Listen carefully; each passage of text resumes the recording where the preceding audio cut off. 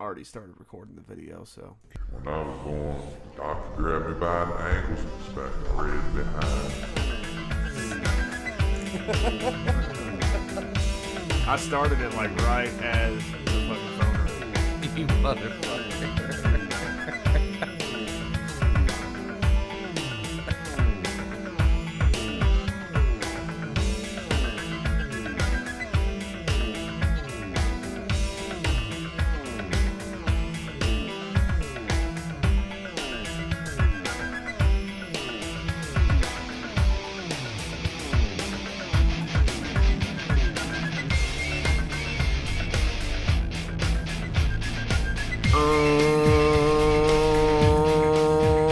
Oh, shit. I always feel like that's Chewbacca, man. Chewy in the house. That's my dub FT back when I was still making music. Fat fucking Tony.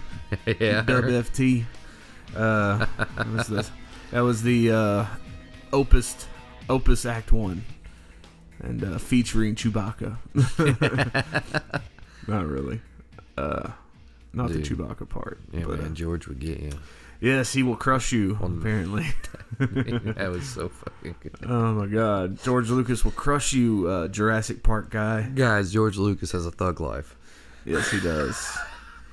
I should probably show it, but, you know. Welcome to Chronic Confusion. First show after Christmas. We missed a couple weeks there because of the holidays and because It was only like a week and a half. Yeah, you know, so it's you know, we haven't missed too much, so we're good. Yeah, man, this will be the last podcast before the year's up. Oh no. So 2015 will be long gone by the time the next episode happens. Oh no. Yeah, I don't know, man. I still don't feel like 2016 is an actual year. I think the world's going to end right at midnight tomorrow. What if people like stop listening? Like that's their New Year's resolution, to stop listening to our podcast. Well, oh shit. But if that's the case, there's probably at least a few people that their resolution is to start listening, so we'll be I all hope right. so. I hope there's a counterbalance to that. I think That would be a horrible resolution, though. Just like, you know what, man? I'm gonna stop These guys are listening to this pretty cool, podcast. but fuck them. I can't handle that shit. I'm in gonna my stop life. listening to podcasts altogether. Fuck that. I love me some podcasts. And like, dude, they're taking off so much right now. I fucking love it. You know, like We got to catch that wave, man. we're catching it little by little. We got a couple new likes this week. Yeah, I saw that. That was pretty cool. And without advertising, so that means people. The only thing I can figure, that means people are finding the YouTube videos and they're seeing the link on the screen and they're coming because you know, Yeah. or they're searching for Chronic on Facebook, which is part of them. And then they tend to get really disappointed after a while, because there was like quite a few people that like liked. And then that's always gonna happen. Nope. I thought you were something else. Well, that's always gonna happen, like because that was kind of the intention. It's like, hey, let's put this, this is our name. It's got Chronic in the title, so of course people are gonna search for Chronic. Yeah. And the pop people that are also podcast fans will stick around. Yeah. But the ones that were just looking for something about weed will go elsewhere. Sorry. And I've kind of been thinking maybe we should cover more pot stories, like related stories like that, just because it's in the name, so that we can say, we're kind of a, what I'm saying, like that kind of podcast, like we cover the stories, the news of the pot. The pot pod. The pot. We're the pot pod podcast. Oh man. So I say we just what? I think we just cover things that they'd be interested in. Yeah, I mean, that's because, pretty much it. I'm sure High Times has a podcast. Yeah, I'm sure. Well, I mean, the thing about it is, of course, we are stoners, and so we're going to talk about shit that interests us, which probably also interests other stoners. So it works out. But I think we should at least cover like some kind of, at least one pot story on every episode, maybe. Let's see, but I'm going to get this out of the way right at the top. Some sad news this week. Motorhead Lemmy is dead, as are his moles. And his chops. Yes, and his awesome. He made that famous, man. Like Yeah. that style He of started the craze back in the 70s. Yeah, and he's just awesome. He's one of the best. Whenever like him and like Ozzy and like Keith Richards, like all these old school like hard like drug partying heavy metal dudes. When they start dying off, like none of us have a hope. Yeah. Like it's over for all of us. That's just mortality, and the fact that Lemmy, dude, he was like, I didn't even know like anything was wrong with him. Well, when I first heard about it, they said that he had just been told like a couple days before that he was like really sick. Yeah, Had really bad but he's cancer. like he was raising hell all the way up to the end, man. Yeah. Like he's just always playing shows and writing music. Like he's a true like heavy metal rock and roller type of guy. You know what I'm saying? Like just always balls to the wall. Like I don't really know him from his personal life. He might have been a really chill dude behind closed doors. I don't know, but everything he put out there in the public seemed to be like hell raising. Yeah. All the time, and he made some awesome fucking music. Inspired a lot of people. You probably wouldn't have Metallica probably wouldn't be the way they are today if it wasn't for him. A lot of bands, a lot of metal bands probably wouldn't be exactly how they are. They might still be around, but they probably wouldn't have that edge or whatever. I saw a really good post. Yeah. It was a picture, and it said, "Rest in peace, Lemmy. It should have been Lars." from Metallica. I could agree with that. I was like, oh my god. Fucking Lars. Fucking bitch. So yeah, that sucks. Lemmy, rest in peace, man. You fucking raised a lot of hell. And, if we wouldn't get a copyright claim, I was thinking about using a Motorhead song for the intro. But I'm not about, I've won a few of those recently, but I'm not about tempting fate. So there you go. I say we get right into talking about some Star Wars, because the last episode was all about Star Wars, but it was right after we saw it for the first time. Yeah. I'm sure some opinions have changed. I know some of mine have, not in a bad way. So yeah, any thoughts? How many times have you seen it since then? Or how many total times have you seen it? Still just the one. What? I've seen it more times than you? Yeah, well, that's crazy, dude. That's the very next night. That's sacrilege. We were supposed to go see it. No, wait, didn't you? Wait, go no, to I've IMAX? seen it. No, I have seen it twice. Yeah, you went to I IMAX. have seen it twice, but no, I didn't get to see it in IMAX yet. I told you I was what? going to tell you this. Yeah. Oh God, tell me. So like we got there with plenty of time, and we kind of lollygagged. Like, Gagging lollies. We went to go into the theater at like 6:40. Yeah. For what was supposed to be a 7:00 show, but they moved it to 7:10. Bullshit. Well, we get in there. There's literally nowhere to sit except the very front. The very, That very, sucks. very front. Especially the 3D. Well, at IMAX, okay? Yeah, that makes it even worse. You know how big that screen is? Yes, I do. It's huge. Yes. So, like, we were sitting there watching the trailers prior to the 3D effect. The fucking 15 trailers that they show. There was, I don't know how many there were because I didn't make it through them. Because we were watching, and, like, you couldn't really focus on the action screens. Yeah. And, like, you know, when they put on the 3D effect, still for trailers, it was absolutely horrible. Like, it didn't matter if your glasses were on or not on, you couldn't see anything. It was all just a blurry mess like you weren't wearing glasses. Damn. So, we exchanged... Well, I wouldn't throw a bitch fit, to be honest with you. I played a perfect I Kylo probably would Ren. too. I played a perfect Kylo Ren in Kylo Ren costume. I complained. Okay, and real quick before you say anything else, spoilers, folks. We're going to be talking about Star Wars again. If you haven't seen it by now, and you don't want it spoiled for you, then, you know, skip forward, I don't know how long. Just keep skipping till you stop hearing Star Wars stuff. Or stop and actually go watch the fucking movie. Yeah. Anyways, continue.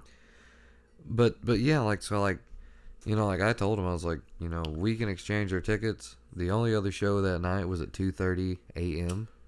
So, like, We didn't want to spend. So they wouldn't give you a refund? Oh no, they would have refunded it. Yeah. Oh, but you were just trying to. Well, so what was wrong with it? Like, Well, what happened what was the was- reason it was fucked up? Because there's no reason to have seats there. It might have Oh, been in that front row. It might have been like better in the center because we are off to the side, but you couldn't see anything. Like no matter where you looked, everything was Damn. blurry. And like I was like, why would you guys have seats there? And they're ridiculous. like, and like she was like, well, you can sit there when you're not in a 3D, but you're in 3D. We probably. And I was like, yeah, you probably shouldn't. Like we had no idea what time they started letting people in, and it just it sucked. It sucked. So I haven't even seen it in IMAX yet, but trust me, I know that because we're going on a Friday. I know that I'm gonna be at that fucking door at like 6:15, just like, all right, when are you gonna let me in? And I'm gonna get a really good seat because, dude. They don't have assigned seating? No. Oh. I know if they had I figured assigned they would seating for something like if they that. had assigned seating, I would have had like the best seats in the Like, house, like I did for us. Yeah, I know whenever I went to an IMAX theater for something they didn't have, but I'd heard that they had that they do that for certain shows, so I'm surprised by that. Maybe it was just because I did it through Fandango, but Fandango let me do it with the Regal purchase, so. Huh. But I mean, yeah, you saw how good our seats were that night. Yeah, I'll tell you what though, I've seen it 3 times. No, 3 times or 4. Jesus. Let's see. No, I went opening night. Yeah. And then I went. I think the following Sunday. And then. Yeah, I've seen it 4 times. 3 times. Yeah, 3 times. Third time was with my nephews the other day. Well, I'll be hitting number 3 on Friday. So Nice. So yeah, I've been watching like some different things on YouTube and reading articles and stuff, and one of my biggest problems with what people are saying about this movie is, well, first let's not get to that yet. First of all, the whole thing about it being like a remake of Episode 4. Dude, like, I noticed that when we were watching it, that there was a lot of the same points, a lot of the same plot points, a lot of the same beats. You know, it kind of follows a similar formula to Episode 4. But it didn't bother me because, like, when you think about it in a historical sense, when you apply it to real life, history repeats itself. Life is cyclical. Like, especially within generations. So, you know, like 30 years later, it would stand to reason that a similar situation would come up. And yeah, you could say, well, that it's a movie, so they should have been a little bit more original with it, but it doesn't hurt the movie. You know, it's still a fucking awesome fucking flick. Look, man. It's not a reboot of Episode 4. Well, no, I don't think anybody's saying that. They're saying that it covers. Well, I mean, I guess, but mostly what I've heard is people saying that it covers like some of the same ground. Like you've got a droid that the bad people are after. You know, you've got droids are good for secret little sneaky missions. Yeah, you got that, and you got Kylo Ren, who kind of mirrors Darth Vader. Yeah, because he's obsessed with him. Yeah, which makes sense. And there's like 4 or 5 other points that make sense, but I don't think it's a reason to subtract anything from the movie. You know, I think there's such small things, like, and if you're not, like, you have to really be nitpicking to care about it. Is what I'm trying to say. You know. Like, it was a great movie. It was a great movie. Like that, like the greatness of it overshadows the fact that they might have taken some cues from the originals. I mean, there's a little bit of everything from all three of the trilogy, like all 3 of the movies from the trilogy. Like there's elements from Empire, there's elements from Jedi. You know, it's all in there. And this next one's going to be completely different. Yeah, exactly. Well, this one was all about establishing the new characters. Yeah. You know, that's another, like, I've heard people complain that Luke wasn't in it enough. Well, it's like, look, we already had Han and Leia and Chewie and all these old characters sharing the plot with these new characters that are trying to be developed. That was Han Solo's movie. Yeah, it was totally Han Solo's movie. And so adding another old character number one, would just be too much. And it would take away, like... It would take away from the shit that's actually going on. It would take away from character development. Where would they have wanted Luke in that story? Yeah, there's really no place for him.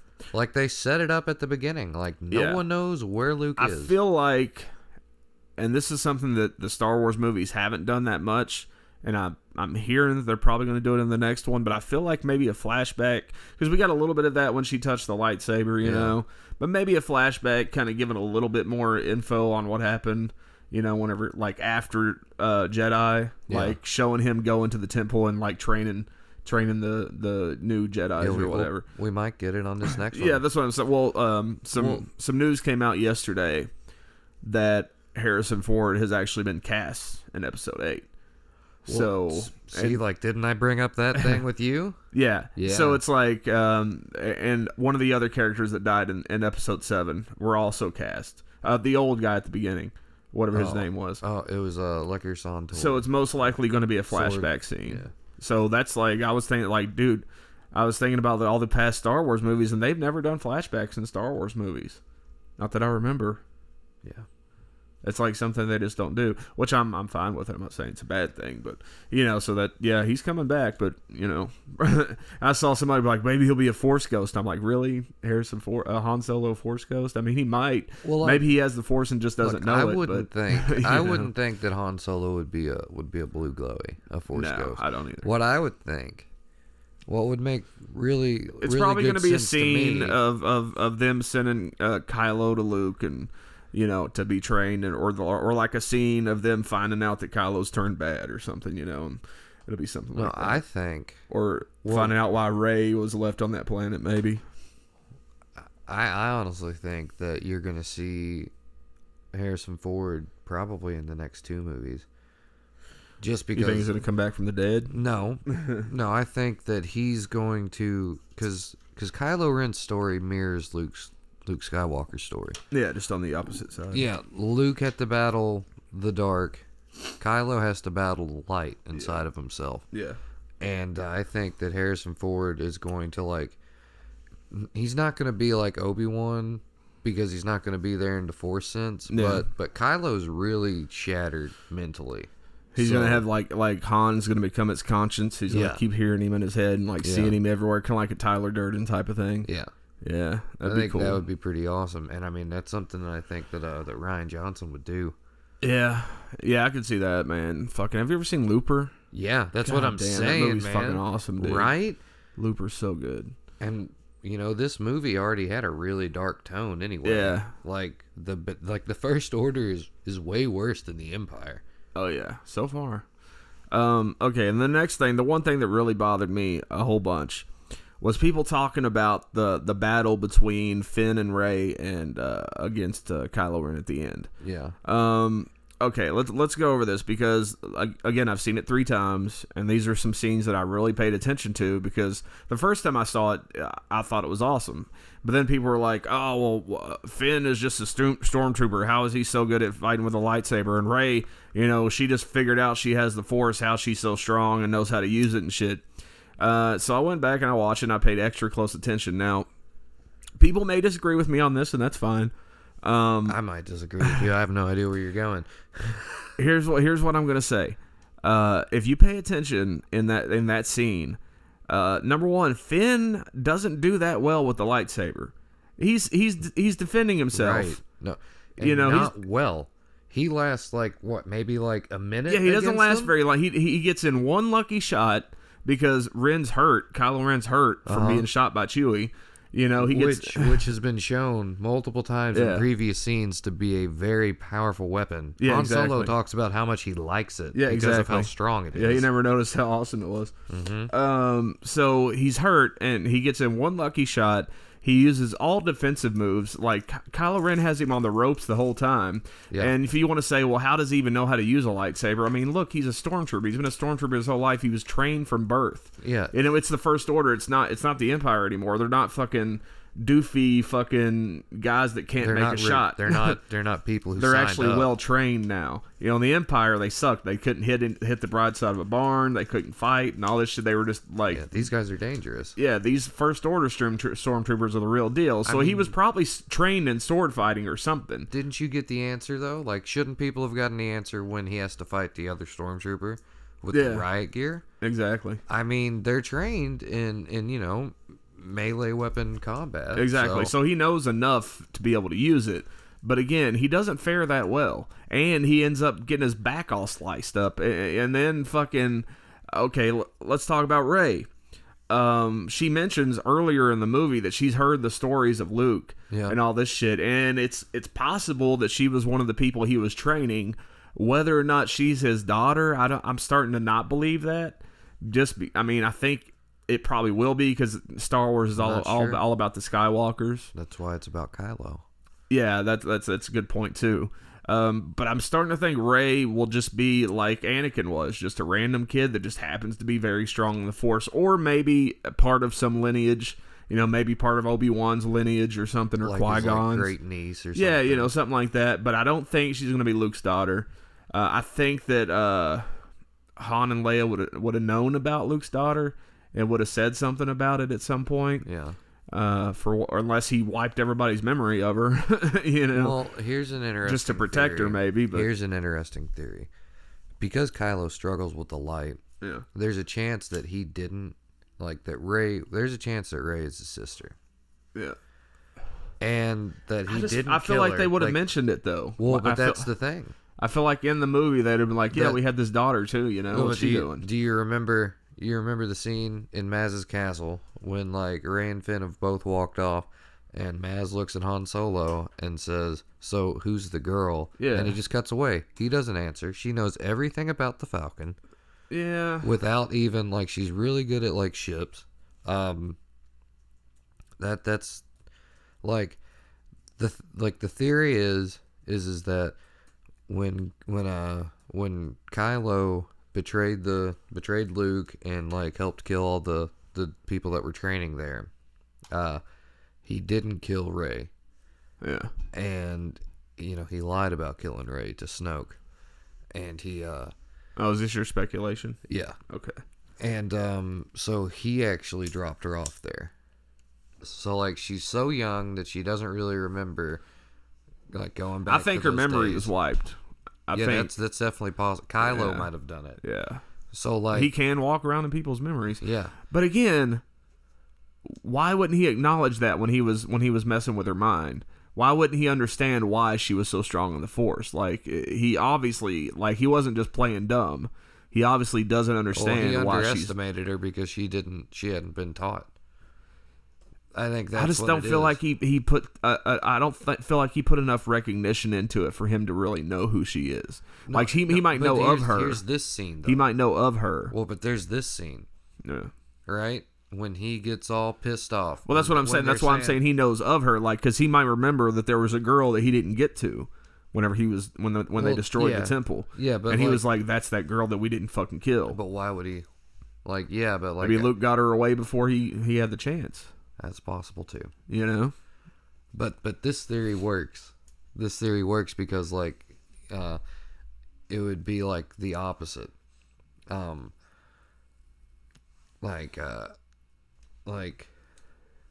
Kylo has to use the dark side and Rey has to use the light, and they have to fight together at the end to kill Snoke. At the very I could see end, that. I've actually, that was going to be one of my. I was going to get into predictions and shit. Yeah. And that was going to be one of our predictions is that Kylo Ren That's why turns back over to the light side, but instead of Darth Vader being killed at the same time, he's going to actually survive, and it's going to end with him being a good guy. Well, what I'm thinking is that in this next movie, Rey's getting trained by Luke, and he's getting trained by Snoke. Yeah. And I think Luke and Snoke are going to fight, and I think Luke's going to get killed. That's definitely going to happen. And I think And that's what's going to turn Kylo Ren good. No, I still think he's going to be evil for the simple Well, fact he'll that- be evil for a while, but it'll be something that he struggles with. He'll be like, "Damn, you killed." But my uncle. What my theory is that they have to bring balance to the Force because Anakin failed, and so that could kind of like if that's his like thing, and the reason that he asks his dad, he goes, "Will you help me?" And he's like, "With anything." And he's like, so he kills him so that way he could snuff out more of the light inside of him, because he has to go fully dark, and it has to be like the full power of the dark side and the full power of the light side to kill Snoke. That's my crazy theory. That's mine. But anyways, getting back to what I was saying, as far as Rey and her force powers and shit. Okay, like I was saying, she obviously knows about Luke Skywalker. She knows all the myths and the legends from back in those times, because whenever, it's brought up, she was like, "It's all true, really? Like, you knew Luke Skywalker? I thought he was just a myth." And so I feel like she's probably read some stuff or seen some hologram stuff or whatever they have in whatever the Star Wars equivalent is to history books. She's probably, read up on the Force and read up how Luke used it to take down the Empire and all this shit. So she probably has, other than the training that she most likely had as a kid before she was dropped off on Jakku, she probably has seen and heard about how the Force is used, is what I'm trying to say. So when she realizes that she has it, she's like, "Oh shit, I remember there was this Jedi mind trick thing I can do." And then she fucking seduces Daniel Craig into letting her out of the fucking straps. Yeah, like that's the whole thing. By the way, that was Daniel Craig, right? Yeah. Okay. Like that's like the whole thing. Like the Force awakens in her. Yeah. Throughout like when she touches that lightsaber, it really kicks off. Yeah. So obviously she's just naturally strong in the Force for whatever reason. So whenever it comes to that final battle, again, she doesn't really do that well against him. She does better than you would expect her to. And I think it's because he completely underestimated her. He underestimated. He was cocky. Exactly. He underestimated, and he was hurt, So, again, people complaining about that stuff, it just doesn't make sense to me, because it's like, if you really look at the movie and pay attention to the things that lead up to that point, like, it makes sense that she would have some little bit of an understanding on how to use her powers. And she's tapped into the Force, so it's guiding her exactly too, at the same time. Because you see that point where their sabers are locked together, and it's that close-up shot of her face, and you see it in her eyes. Yeah, and she gets all like zen, and fucking just starts kicking ass. But even then, like, she's kicking ass, but not as good as she could be doing. One of the best parts. I fucking hate my neighbors. One of the best parts, though, about that fight, man. Did you notice this? How he'd hit his wound? Yeah. I love that, because he's like trying to bring pain, which will make him angry and fuel more of the dark side. Yeah. Well, I mean, it's an attempt. Like, I don't know if you've ever, like when you get a tattoo, you beat the shit out of it, when it's itching or something, like you do that when you have a wound. Like I don't know if it necessarily dulls the pain, but it kind of. I think he's trying to fuel it. I think he is too, but I think it's also kind of a, God damn it, this thing needs to stop hurting type of thing. But yeah, it's definitely getting pumped up and shit. And, it's great. Let's see, what else was there? Didn't you bring up like if I was worried about a costume change? Because like his helmet and shit, someone brought that up to me. I don't think I did. Someone did, and I was like, no, not really, because I think Phasma's been confirmed to return. Yeah, but that's another thing too people have been bitching about is Phasma. She's going to be more fleshed out. Yeah, I mean, like, I agree that I thought they should have used her a little bit more, but I mean, again, like in Luke's case, how? Yeah. There's already so much going on. Like this movie was about establishing the new good characters, and I think the next movie will establish more of the bad guys. Yeah, and I'll tell you one theory I actually like that I've heard. I forget who I heard say it. Might have been Collider, Movie Talk, their Star Wars show. Might have been on there. I don't remember. But basically that maybe Captain Phasma is a double agent. Maybe she's actually with the Resistance and nobody really knows except for maybe one or two people. But because I mean, she did kind of drop the shields a little too easily. Like, does she really care if, fucking old dude's going to kill her or not, Finn? When he's like, hey, you need to have the gun to her head, It's like, I mean, she's supposed to be this ruthless fucking highest level stormtrooper, and she's just going to bend that easily. I don't know, man. So. Like maybe it was just kind of like, she's like, well, I'm going to make it out of here. Yeah, I mean, because I just feel like if you know how Kylo Ren is and how Snoke is. Like, are you really going to risk, like, because your fate could be way worse, you know, if you're the one that dropped the shields on the fucking Starkiller base. She probably doesn't even like think about that. She probably just reports the Hux. Yeah, probably. But I think Hux and Ren are both going to be back. Because, like, some people are saying, well, Kylo Ren's dead. What? Yeah, some people think that they all died. Because they're like, how'd they get off the planet? That's stupid. I know. Like, obviously they got off the planet. If Chewie and all them can get off, they can get off too. Because he wasn't wasn't unconscious. Exactly. You know, when the land split. And fucking Hux was looking for him. So yeah, exactly. Go get Ren and bring him to yeah. me. So that's stupid. So he, like, you know, he knew that he was out there in that one area. So he probably went out there to look, grabbed the helmet, and then went back out. I'm trying to think. I feel like there was something else. Anything else you want to say about it? It was great. It was fucking awesome, dude. Like, I love Kylo Ren. And, you know, it gets better every time you see it. Just honestly, like, even at, like, the third, I was still on the edge of my seat in the third viewing. And my nephews loved it. They were all on board with it, you know. I think we need to show 2 videos, though. What's that? I think we need to show the George Lucas Thug Life. We will here in a second. Since we're still talking about Force Awakens, I haven't read it. I just found this article just now, so I'm gonna see. It's hopefully it doesn't suck. Hopefully there's something we can talk about in it. 11 things wrong with Star Wars: The Force Awakens. Let's see if we agree.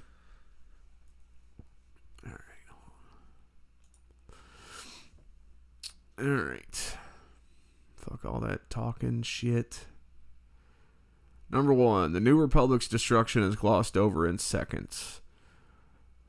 They didn't. They destroyed planets in the Republic. They didn't destroy the Senate. Yeah, exactly. The government is still very much alive. Yeah. So sorry. That doesn't make any sense. You're wrong. Let's read what he says. In the months leading up to Star Wars: The Force Awakens, we learned a lot about the First Order, but hardly anything was said about the new government that was spawned after the Empire was defeated, known as the New Republic.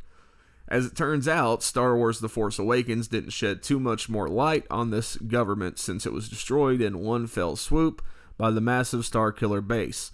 In a tiny scene that was glossed over quite quickly by director J.J. Abrams, one would think that the destruction of the entire governing body of the galaxy would warrant a lot more than just a trivial scene, but that's all we got. I stand by what we again, that the whole government didn't fall. Yeah, because they were coming in again, or they're sucking in the sun to take a second shot. They hit planets in the system, but the Senate was still standing. Exactly, they didn't get to the main one. Their bases of operations for the military were still standing. They're okay. And see, this is another one of those things. I guarantee this person, who is this? Who did this article? This is Brian Gallagher. Brian Gallagher from MovieWeb.com. Nothing against you, Brian Gallagher. You're probably, you write well, so. We're allowed to disagree. I feel like this guy only saw it once. And again, there's nothing wrong with that. You don't have to be somebody that goes and sees it 15 million times like I will be. But at the same time, there's a lot of things in this movie that you just don't catch if you only see it once. Yeah. And I get it. Not everybody's going to be into seeing it multiple times. But, that's one of those things that if you go watch it again, I guarantee you'll have a different opinion on that. All right, next page. I hate it when they do this. Just put it all on one page, damn it. If you didn't have so many fucking ads, it wouldn't take so long to fucking load. Luke Skywalker's short screen time. How are they able to use that image? Because that's from a pirated copy. Yep. Oh, dude, sites do that shit all the time, man. And they get away with it? Yeah. That's bullshit. I don't know. I guess they do, but obviously is so far. In terms of cliffhangers, Star Wars Episode 5, The Empire Strikes Back, did it best. Han Solo was frozen in carbonite, the heroes were separated, and we knew there was another possible Jedi who was strong with the Force. Wondering who that might be left us guessing for 3 years until Episode 6 came out. And Star Wars Force Awakens is great in that it has us asking even more questions about the universe than ever before. And it gives us one heck of a cliffhanger. What is Luke's deal? And who is Rey? Problem comes from the build-up and release. We only get to see Luke for 1 minute of screen time, and he never speaks a word. This feels like more of a cheat than a cliffhanger, and it has left some fans incredibly disappointed. While some are championing the film's final shot, The fact that Luke is only seen for a few fleeting minutes has left more than a few fans feeling ripped off. I mean, I didn't really have a problem with it. I will say this though, I feel like it wasn't needed. I feel like they could have ended the movie right as she fucking takes off into space, and that would have been a great ending. Like, hey, Rey's going to look for Luke. That's great. You know, Yeah. we'll see him in the next movie. So, I mean, I don't feel like it was needed, but at the same time, it's like, again, like we said earlier, what the fuck's he gonna do in the movie? Like, there's already so much going on, and having another classic character in there would just, you know, take away from the story that's happening with the new characters. He does look badass, though. Yeah, kudos to him for getting in shape and growing a gnarly beard, and his hair looks cool. Yeah. He actually looks a lot more like Anakin could be his kid or his dad. I Yeah. mean, you know. Yeah. Okay, next page. MovieWeb.com, man, you letting me down. Come on. It only fucking... There we go. Han and Luke will never have a new scene together. That is something that kind of bothers me. But again, there's flashbacks. Like, Han Solo is going to be in Episode 8 and probably in Episode 9. You know, most likely in flashbacks. So we are going to get to see some stuff between him and Luke. I'm almost positive of it. You know. Yeah, maybe. We'll see. I mean, I feel like they have to I feel like they have to delve into that shit. You know what I'm saying? Like, I feel like you have to see Luke training the young Jedis, and you have to see him interacting with Kylo Ren while Kylo Ren's turning to the dark side, you know? Well, I mean, that's what you remember I told you that what I wanted to see, you know, Kylo's seduction by Snoke while he's training. I want to see that. So I'm almost positive we'll see some Han and Luke stuff in the future. I mean, I'd be okay with that coming out in the comic book, honestly. Yeah. So yeah, I'm not gonna read all that. The link will be in the description if you people want to go read it.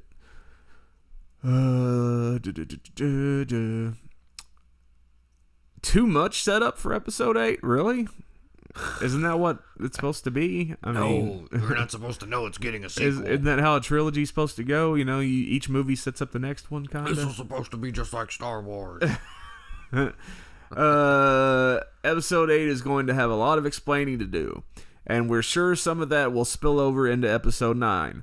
While we know Rey is Force sensitive, we don't know who she really is or if she is related to the Solos or Skywalker clans. We don't know anything about Snoke's background. We're not sure how... Oh, and that was another thing, too. People being like, how is Rey so much stronger in the Force than Kylo Ren is? And... He underestimated her. Well, that, and let's think about it this way.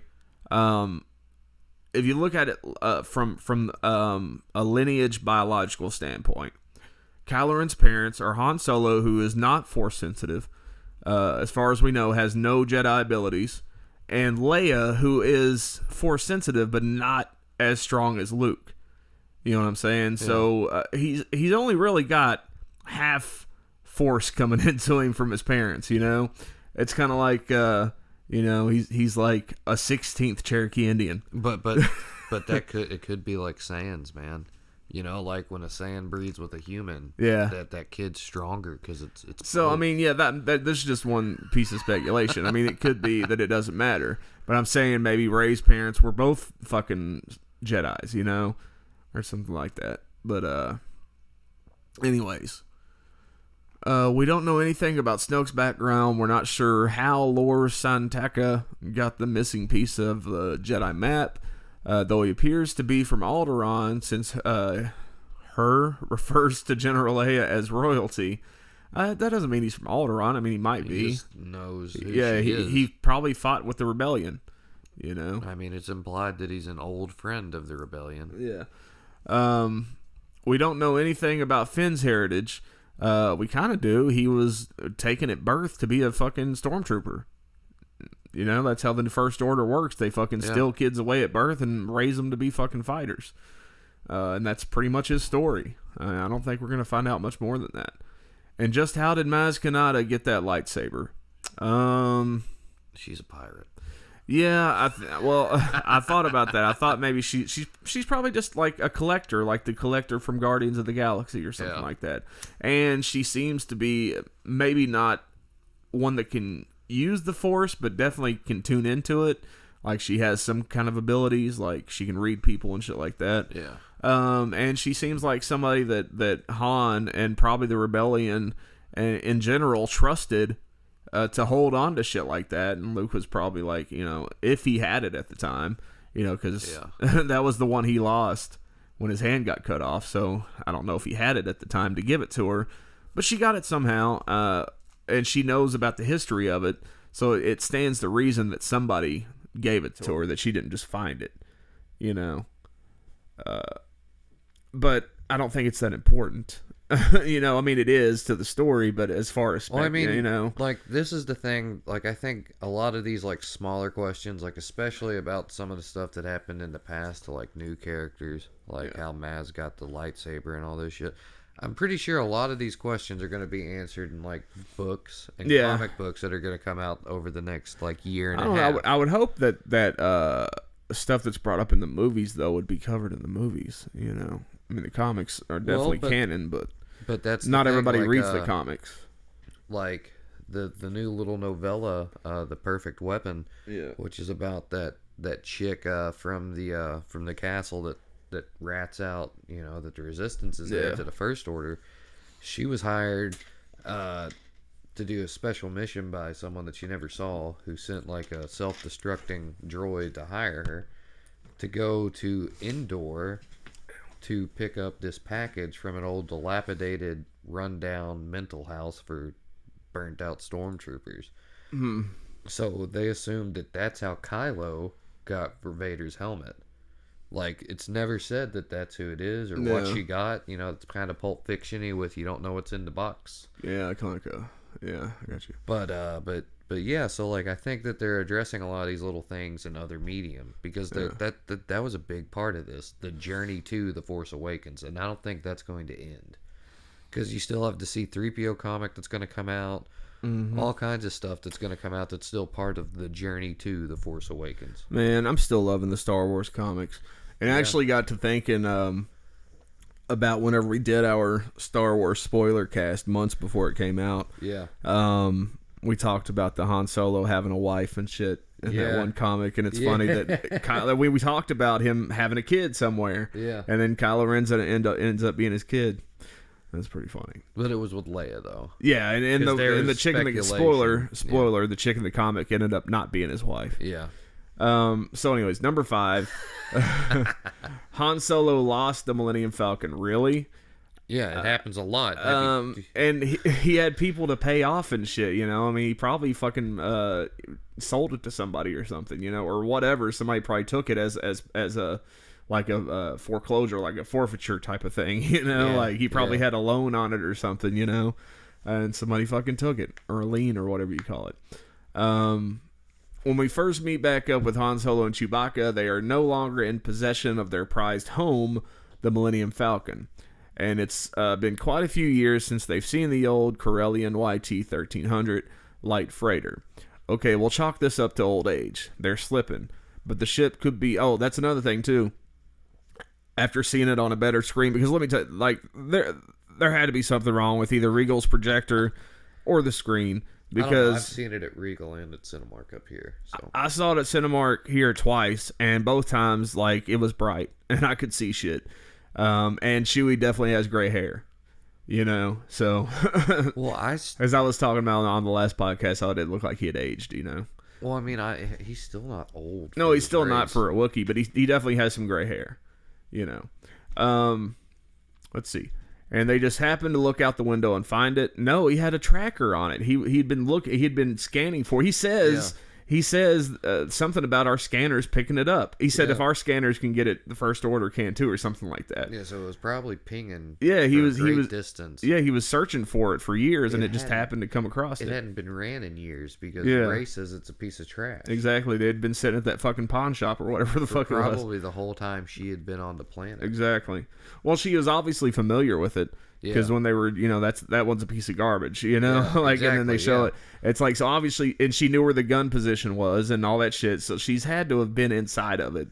She probably messed around with it a time or two, Oh, and I've seen somebody actually say, well, how will Ray fly the Millennium Falcon so well? She's not a pilot. Fuck, yeah, she is. Yeah. She says she's a pilot. Like, when they're running to it, she's You've like, got one. yeah, I am a pilot. You got one.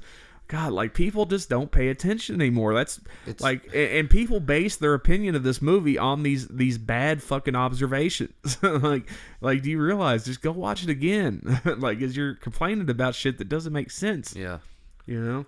I mean, look, it's not a perfect movie. No movie's perfect. There's some things that could have been done better. But, I mean, the thing people are complaining about, just like I said, just don't make sense. This happens just moments after Rey takes control of the ship for the first time, which has been sitting unused on the planet Jakku for a very long time. It doesn't seem like Han and Chewbacca are that far removed from Jakku when they come back into contact with their ship. If they were using a tracking device to locate it, wouldn't that have led them to Unkar Plut? The fact that Han and Chewie found the ship as soon as Rey and Finn set off from Jakku seems more than just a little contrived. Let's just say it's one of the movie's many conveniences. Yeah. I just don't agree. I mean, if it was sitting dormant, not turned on for 30 years or whatever, maybe the tracker couldn't see it when it's not turned on. I mean, this is just nitpicking. It is. It's nitpicking. Which is what you have to do when a movie's good. Exactly. That's pretty much it. Oh, man, the reviews on Google Play are fucking ridiculous. Like, good or bad? The bad ones are just stupid. I might read some here in a minute. How could the unexperienced Rey and Finn survive against Kylo Ren? We've already talked about that, but let's see. The big climactic, he really said climactic. It's climactic. Lightsaber fight at the end of the movie has many people wondering just how bad a Jedi in training Kylo was before he gave himself over to the Knights of Ren. He's still in training. Like, his training didn't stop just because he wasn't training with Luke anymore. He switched and fucking started training the dark side with Snoke. He has set up, and he says in the movie that his training isn't complete. He is set up as a powerful Force user, but perhaps he's not as powerful as he lets on. He faces off against the next janitor who has never used a lightsaber before. Again, he probably had some kind of sword training. He might even have lightsaber training. I mean, Jedis aren't the only ones that can use lightsabers. Yeah. And especially in a world where... I mean, that's been set up. Mandalorians use them in the Clone Wars. Yeah, I mean, well, in a world where the Empire's been taken down by Jedi, you would think that when the First Order comes around, that they would train people how to use lightsabers because they're probably going to encounter them sometime. You know what I'm saying? They have the thing to battle it, man. You know? So it's like, hey, we were taken down by people that use lightsabers before. We should train our new soldiers how to use lightsabers. I mean, that just makes sense to me. Yeah. And this toilet scrubber certainly holds his own for a while. I mean, for like a minute. And he really just does all defensive moves. As a stormtrooper, it's expected that Finn has had some weapons training, but that is never explained in the movie, and he's never used the Force. How's it not explained in the movie? He says he was taken at birth and trained to be a stormtrooper. Yeah. To work for the First Order. I haven't agreed with anything this guy said. I haven't either. And we've addressed like over half of them already. Yeah. He's never used the Force. Ren, on the other hand, is well versed in the ways of the Force and was able to wipe out all of Luke's Jedis in training. Why didn't Kylo Ren just use his Force powers on Finn and end the fight before it began? As it is, Kylo barely wins the fight. He doesn't appear to be very skilled in a lightsaber, but he does. Oh man, like this is just people not being as observant as they should be. Dicks. People being dicks. This brings us to Rey. Did she have prior Jedi training? It appears so, as she is nearly as effective using the Force after just a few hours as Luke Skywalker is after several years. She's not, though. She's maybe just as good as Luke was in Episode 4. Maybe, and he had a little bit of training. I've heard some people want to say that she's as good as he is in Episode 5, but honestly, what I think I think it's a lot of luck. That's the and whole the Force thing, like, guiding her. Yeah, it's called The Force Awakens. I'm pretty sure that what she did was she realized that she has the Force. She explores it when she goes to Daniel Craig's Stormtrooper. Well, it's and that's like, what I'm "Let me saying. out." Even after that, whenever Finn and Han and Chewie find her, they're like, how did you get away? And she's like, I have no idea. I can't Yeah. even explain it. I mean, You know, she so just, she just does it because she's heard about it, you know? She has a feeling. Yeah, she's letting the Force guide her. The Force awoke in Rey. So, yeah, let's move on. Number 7, Rey can understand Wookiee speak. What the fuck? Who cares? Rey is a woman of many talents. She seems to know how to be a Jedi with no signs of prior training. She is fluent in the astromech droid language. That's just binary. Yeah. Like Luke understood it before, and you guys didn't give a fuck about him understanding Exactly. She knows, and he was pretty much the same as her, except for he was a farmer on Tatooine, and she's a scavenger on Jakku, but they kind of are similar. it. Yeah. She knows the ins and outs of the Millennium Falcon, again, because she's been working in this junkyard and probably has messed around with it before. But what surprised fans most of all is that she can understand everything coming out of Chewbacca's mouth. While few folks in the Star Wars universe can understand Shira, I can't pronounce it. How do you pronounce that? Shirawook? The native language of the Wookiee. Shiri-wook. The native language of the Wookiee, Rey can. And this comes from a girl who has never left Jakku since she was a young girl. Jakku's a scavenger planet. I'm sure at least 1 or 2 Wookiees have come through over time. And probably live there. Again, this would go back to my theory about the fact that she grew up. She spent some formative years with her dad on Well, that she was like ship. 5 when she was left on Jakku. Yeah, 5, 6. But like what I'm saying is, you know, like she got like the first 2 or 3 years, probably the first 2 before she went off to go train. There's definitely some memories that have either been repressed or blanked out. And if she listened to a Wookiee speak since she was a child, and Han understood it, you know, and if she is Han's daughter, then yeah, she would understand that, just like it would come back to her naturally. Because I'm telling you, I got a little 2-year-old daughter, and she's smart as shit. Yeah. Oh yeah, kids are a lot smarter than people realize. Let's see. It is never explained in the movie. She just seems to be a jack of all trades, which has led some to online pundits calling her a Mary Sue, which is defined as an idealized fictional character, a young or low-ranked person who saves the day through extraordinary abilities. Perhaps her knowledge of all languages will be explained in future sequels. Well, if they're going to call her a Mary Sue, shouldn't they call Katniss Everdeen a Mary Sue? Yes, they should. Or Mary And some people Poppins? probably do. Number 8. Why is this Star Killer base so easy to destroy? It wasn't. I mean, it wasn't. They didn't put a lot of emphasis. Like, most of the emphasis at that point in the time was on Kylo Ren and Han Solo and Rey and Finn, like that whole conflict. So the destruction of the Star Killer base did kind of take a back seat to that. It wasn't like super focused on, but it definitely wasn't easy. You know, I'd say maybe a little too easy to get the shields down, like I was talking about. But even that, like, I don't see that as a gripe. It's just, you know, they're still kind of a young organization, you know, so their mistakes are going to be made. Well, like, the thing is that Finn fills them in on the plans. Yeah. Because, you know, he would know the ins and outs of that place. Yeah. Either just from his training when he was going through everything, or because he's a janitor and he has to clean everywhere. Yeah. But they still barely pull off taking it out. If it wasn't for Poe Dameron, that would have destroyed the rest of the Republic. Exactly. So, you know, the only reason they were able to get in is because the explosions went off. Yeah. Because they couldn't do shit to it. They were getting outgunned. Mm-hmm. They were losing pilots. I mean, well, even when the shields were down, they were shooting and it wasn't doing anything. Yeah. Like, it was barely making a dent. yeah, L.O. Asti died. Yeah. You know, that was that alien that was named after a Beastie Boys album. Yeah. Seriously? Yeah, I know. So we're just gonna breeze on past that because whatever. Yeah. Let's go on to the next one.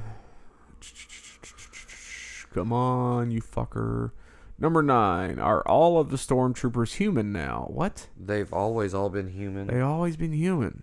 What? What? What? In the George Lucas original Star Wars trilogy, the original stormtroopers aren't good for much. They have horrific aim with their blasters and can easily be impersonated, as evidenced by Luke Skywalker and Han Solo in Star Wars Episode 4. We learned in the 2002 prequel that the early versions of these white-clad soldiers were all clones of Jango Fett, the father of notorious bounty hunter Boba Fett. They're still humans, though. Yeah. That doesn't mean they're not humans. Humanoid, yeah. Well, they're Mandalorian. They're still biological entities. Exactly, like, they're born, It's Yeah. They're not just, like, they're not cyborgs or androids or anything. They're fucking blood and bone flesh born humans. They're just direct clones of Jango Fett. Yeah. The stormtroopers seen in the original trilogy were the ultimate evolution of the clone troopers. As the clones' accelerated aging process began causing their physical skills and abilities to deteriorate, they were replaced by non-clone volunteers and conscripts. Nonetheless, several clone troopers would remain in service to Galactic Empire, but as we see in the movie 30 years later, the First Order is going in a different direction, using regular humans as stormtroopers, a strategy which seems to backfire after Finn escaped with Poe Dameron. Now, I mean, yeah, I'll agree that the fact that he's human, it probably is why he was able to have a conscience about it. Because the clones were bred and made to follow orders, they're programmed to follow orders. I mean, they're still humans, but they're... Well, they actually have chips in their head, as established in So I guess in you the could Clone call them Wars. cyborgs, but they're still fucking humans. Yeah, they're humans, but it's just something that, it's so, when they hear shit like Order 66, yeah, they know what they're doing. They have to listen to it. Yeah. So that's bullshit. I mean, the fact they're going to use regular humans. They're conquering places in the Outer Rim and taking humans, but the Empire has always been racist, or alienist, or however you want to say it. They're always pro-human. Aliens live like scum. Yeah, pretty much. All right, number 10. Is the entire First Order destroyed except Hux, Kylo Ren, Captain Phasma, and Snoke? I mean, a lot of them were destroyed, I'm sure. But, I mean, look, the Empire bounced back pretty well. Yeah. And pretty much all their forces were on the Death Star, Much like how Star Wars Force Awakens glossed over the destruction of the New Republic, the First Order's demise is also presented with plenty of ambiguity. Before the Starkiller base was completely destroyed, Supreme Leader Snoke ordered General Hux to retrieve the injured Kylo Ren and to retreat from the base, adding ominously that Ren's training is still not complete. Snoke was never there in the first place, beaming his communiques. Oh goodness, hold on. I got burp coming through. Sorry, folks. Through a hologram from an undisclosed location. So, does Snoke, Ren, and Hux now represent the entirety of the First Order after the base destruction? I don't think so. I think they got some reserve somewhere, surely. I mean, again, the Empire bounced back fairly easily in Episode 5. So, and what about Captain Phasma? Her ending is left quite ambiguous. There is never any indication that there are First Order bases in other parts of the galaxy. I mean, there's no indication doesn't mean there aren't. Again, this is another one that I'm just going to say is, who cares? I mean, even if they don't explain, it doesn't matter. I don't think it matters that much. 11, the lightsaber battle's anticlimactic ending. You got it right that time. Climactic. It wouldn't be a Star Wars movie without an epic lightsaber battle. And while fans had to wait until the end of Star Wars Force Awakens, their patience was rewarded with what essentially turned out to be a two-part battle, with Kylo Ren first battling Finn and then taking on Rey. While this battle does give us one of the movie's most memorable moments, when Rey overpowered Ren with the Force and snatched the lightsaber from the snow, the battle's ending is a point of contention for many fans, since it ends when an all-too-easy chasm forms in the base before it explodes, separating Rey and Ren. Well, isn't that convenient? That's the Force. Like they weren't ready to face each other. The Force fucking separated them. That's how I saw that. I mean, and also that whole planet's falling apart. Well, yeah, and the planet's falling apart, but I mean, it was convenient that it just happened right in between them and separated them like that. But again, I think that was the Force. Yeah. That's kind of my opinion on that. And it's something they may never explain. I don't think they will, but I think that's kind of what was implied anyways. Oh, it's just so convenient that the Titanic hit an iceberg. So, I mean, was it an anticlimactic ending to that lightsaber battle? I mean, I don't think so. I think, No. again, like, that wasn't, that was a conflict that was going on while the fucking base was being destroyed and shit. I think I don't think I think it was awesome, but I don't think it was that important, as far as, I think whatever. This asshole's making mountains out of molehills that he doesn't really understand. Yeah, so Brian Gallagher, all due respect, man, but I don't agree with any of these. You can have your opinions, man, but There are some things that, again, if you listen to the last podcast that I didn't, not necessarily didn't like, but I thought could have been better, So I'm not saying that there aren't things wrong with it. I'm just saying that these things, just go watch it again and you'll see that your opinions will probably change, Okay. then he's gonna comment. He's gonna get on there. I've seen it 12 times, and every time it sticks out more. Yeah. It's like the comic book guy. That's what we should call these people. The comic book guy from The Simpsons, because Worst sequel ever. For some people, things are never going to be good enough, and it's because nostalgia or rose-colored glasses. Yeah. Because I love playing old video games, but some of them that I really liked as a kid fucking suck. Dude, most of them suck. Yeah. I'm sorry. And look, dude, I'm a huge Ninja Turtles fan. There's Ninja Turtle shit all over my apartment. The original cartoon is so terrible. And people fucking praise it. I'm like, dude, have you watched it lately? And like, yeah, I love it. And it's like, dude, how do you love? Like, I mean, again, I love it for certain reasons, but it wasn't that good. It's like the Power Rangers, man. Yeah. I loved that shit as a kid. Me too. They put it on Netflix. Watch some of it. I'm like, Yeah, wow. I tried It's one day. hard, I couldn't get through isn't an it? episode. Like, I couldn't get the through best one part to episode. me is that at least season 1, Yeah. Rita is dubbed over from like the Japanese actress that played her. So like, you hardly ever see her actually talking. It's awesome. One thing I will say though is that the Power Rangers movie, the original one, is still pretty good. Oh yeah, with Ivan Ooze. Yeah, the original Mighty Yeah. Morphin Power Rangers movie. Yeah. And I'm kind of interested to see the reboot that's about to come out. Ooh. I heard it's going to be kind of dark. Ooh. There was something. What were we going to talk about? We're going to show yeah. Lucas Thug Life. Let me see if I can find it. I have to go back to my Facebook. Like, seriously, this is one of the best things in the world. Was it on mine or was it on? It was on yours. Chronic Confusion. It was on yours. Okay. George Lucas is a thug. Thug Life. All right. And working on my own films. Sounds pretty awesome. Well, thank Yeah. Anything we can hear about yet? Anything on the? No. They'll never be seen by anybody. They're just films for myself Hold on. and my friends. I actually do want to talk about that. Like, that's such a No. bitter thing to say. You know why he's saying that? Because Because- people give him such a hard time over what he did with Star Wars. Yeah. So now he's like, well, I'm just going to make films. That dude, he's pulling a Darren Miller. That's totally like, all right, look, just to go back to this but asshole. he's got money. No, he does.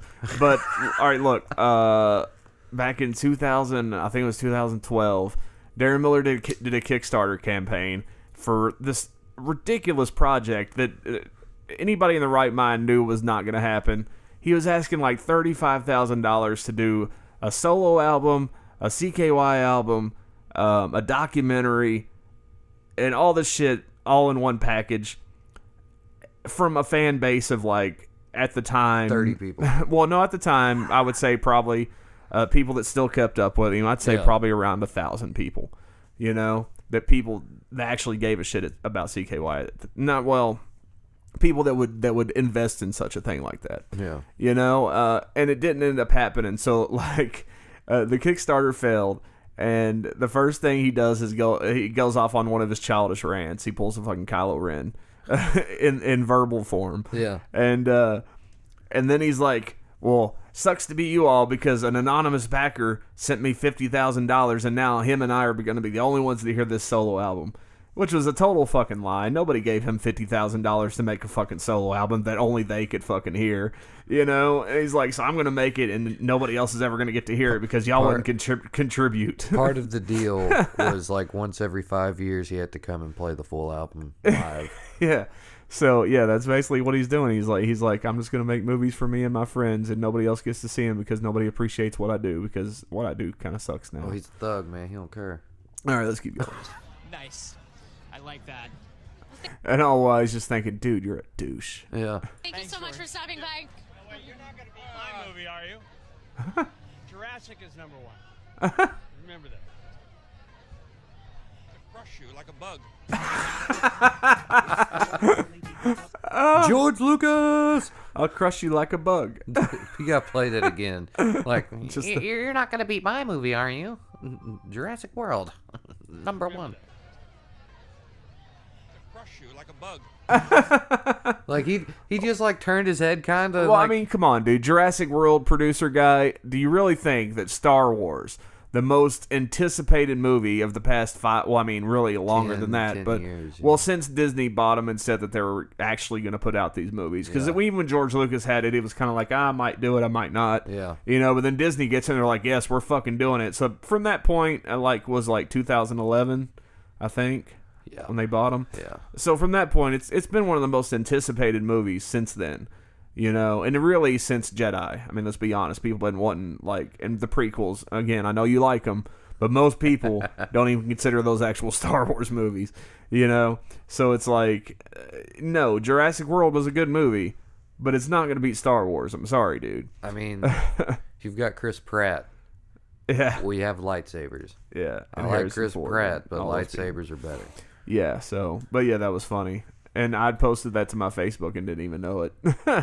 Because the reason I posted it to my Facebook was The Force Awakens is now officially the fastest movie to reach $1 billion, and that's before the Chinese premiere. And I called that shit on our podcast. Yeah. I thought it would do it in the first weekend, but it took it about a week, I think. Well, it hit like 500. Yeah, I mean, it did it some after. odd It did million amazing on the yeah. weekend. Yeah. And then like a couple days it was at 700 something, and now it's above $1 billion. I mean, you know, it had the largest Thursday. It had the largest Thursday premiere night. It had the largest December premiere ever. It did the most pre-sale tickets. It's done the most in IMAX. It's done the it did the largest single day of a movie ever at over $128 million. God damn. No other movie had ever done $100 million in a day.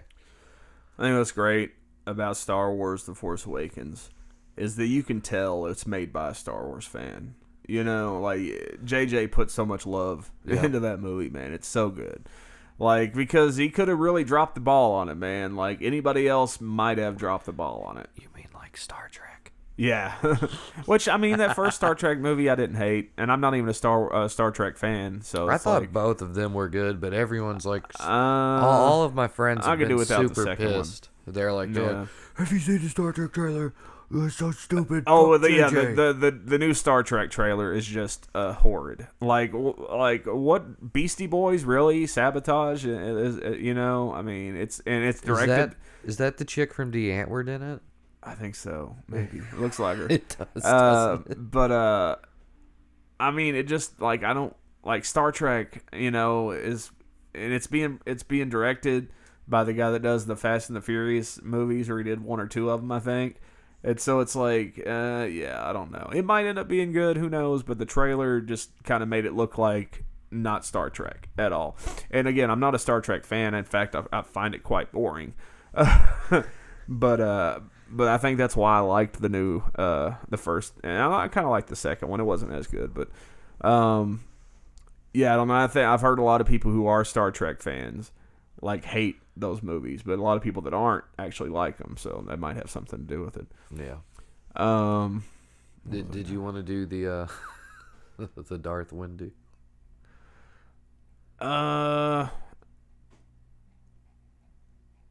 Not on this episode. Maybe the next one. There was something else. What else? I was going to start talking about something else. How do you all right, let's do this. How do you rank episode 7? So we did our rankings a few episodes ago. I can't. Like it's a toss up between 5 and 7. So it's for your top? Yeah, it's either first Wow. or second. I think 5 is still number 1 for me. I think 7 is number 2 for me. Yeah, it's somewhere in that range. Yeah. I mean, look, it's just like I can't, you got the originals, which in my opinion are, even though again not perfect movies, but in my opinion they're flawless.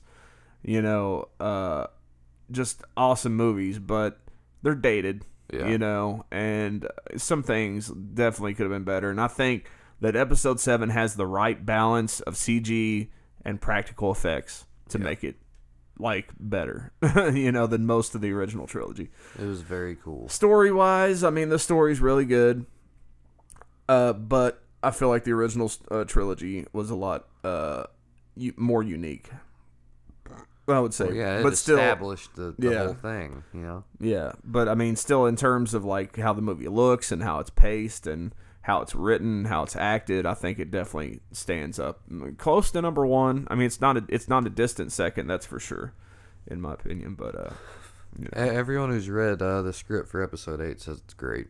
I mean, of course, you expect them to, but like, JJ doesn't have to say it's good. Lawrence Kasdan doesn't have to say it's good. Yeah, and they've both said it's good. So, who's writing it? Ryan Johnson. Oh, is he writing and directing? It's already written. Oh, wow. Like according to Snap Wexley, whoever the fuck that guy's real name is, I don't know. You're JJ's friend. Good for you. Yeah. He's been in a bunch of shit. Yeah, because he's JJ's friend. Yeah. But he's been in some TV shows and shit too. But he said that JJ told him it was so good he wished he was doing it, which JJ never says. Damn. So, I mean, that's got to be good praise because this one was good. Yeah, it's pretty crazy. There was something else. Oh, you know what? I bought. Is there anything else Force Awakens you want to talk about? Just that it's been pissing me off that people are like, Kylo's a bitch. Because of the lightsaber fight and stuff like that. Yeah, I mean, again, that's just shit. Again, if people go see it at least twice, I think they will see and look at it from pay attention to the little cues that happen leading up to that point and understand. He's a badass. Yeah, why that fight went the way it did. Still hurt me when that old couple was like. He goes, I didn't really like the new villain, and I was, I mean, that's I was in the comic book shop last week, and there was an older guy in there who was just he said he hated the Force Awakens, from start to finish hated it, and he didn't really have any good reasons, but it was basically the same thing. He thought it was just. The villain wasn't that good and shit like that. And it's and again, somebody else that watched it without, really wanting to like it. I think that's the problem too. Is a lot of the older fans, I consider myself an older fan, but obviously I wasn't old enough or even born to go see it when it originally came out. I do think I saw it when Jedi came out because I was a year old at the time, and I know my parents probably took me. Yeah. And I think they did. I'm pretty sure my mom said she did. But it's something I've watched my whole life, whether it be on VHS or whatever, on HBO or whatever. So I consider myself a longtime fan, and pretty much my whole life. But there are those fans that I guess were there at the premiere of the originals that just for some reason can't let go of the old. It's why even bother going if you're going into it predisposed to hating it? Yeah. Why bother? Just don't watch it. It was good. So I bought. Steam has a big sale going on right now, as they usually do. Yeah. Christmas sale. I got a couple games already. I bought the Jedi Knight pack, which has Dark Forces and Jedi Knight Academy. It has all the Jedi Knight games and has a couple other ones. They had a much... Knights of the Old Republic, I bought that too. They had a much better sale. It was either them or Humble Bundle that had it last year or this year for my birthday back in February. Yeah. It was a Star Wars bundle. Yeah. I think it was Humble Bundle. but my friend got it for me for my birthday. So, Knights of the Old Republic 1, Knights of the Old Republic 2, Star Wars X-Wing, Star Wars TIE Fighters, Star Wars Rebel Alliance, Star Wars Dark Forces, Jedi Knight, Jedi Academy, Star Wars Battlefront 2, Star Wars Commando, I'm pretty sure all those are in the Steam sale too. I mean, I got every game. They have Star like 2 different Wars bundles on that's the Steam. on Steam. Yeah. Like every Star Wars game that is on Steam, I have. Yeah. I mean, it even came with like Empire at War and shit. Yeah, well, the reason I bring it up is, like, I hate using a keyboard and mouse to play computer games. I know that's the preferred method for most people. Oh, no. But I fucking hate it. And it can't, like, you can't use a controller with those games. Like, you can try. You can. It just doesn't work that well. Like, I just have an old wired Xbox 360 controller. That's what I that have. Plug in. And I You tried can set mapping it up. I tried mapping it all, and it just, like, for the Jedi Knight games, it just did not work out that well. Let me see here if I can find where's it at? Well, like, you can't use a controller in Commando, which kind of sucks, because I really like that game. One of the only games it didn't come with that I wish it did was a Star Wars Bounty Hunter, that old Jango Fett game. That All game right. was awesome. Shit, this is really, I can't read this writing, it's so small. You got Dark Forces, Knights of the Old Republic, Force Unleashed 2, Force Unleashed. Yeah, I got those two, Battlefront 2, Yep. Empire at War, Yep. Jedi Knight, Dark Forces 2, Jedi Yep. Knight, Jedi Academy, Yeah. Jedi Knight Mysteries of the Sith, Yep. Jedi Knight 2, Jedi Outcast, Yeah. Knights of the Old Republic 2, The Sith Lords, Republic Commando, Yeah. Starfighter, Yeah. The Clone Wars, and Republic Heroes for $22.99. But that's not the one I bought. I bought the Jedi Knight pack, which is cheaper, and it only comes. Let me see if I can find it. Well, I got that expensive one. Yeah, I mean, I was gonna get it, but again, like, I don't see myself playing all those games. You know, I haven't It's played like, them all, but I have them. Yeah, That's the problem, man. I've got a lot of cool games to play and not enough time to do it. so that's on. Let's see here. Let's see what's in the Jedi pack that I bought. Oh shit!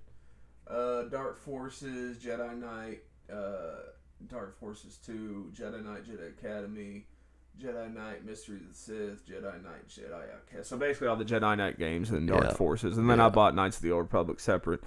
And I bought the Super Star Wars on PS4 and Vita the other day too. Wait. You talking about Super Star Wars, the old SNES game? Yeah, it's on PS4 and Vita now.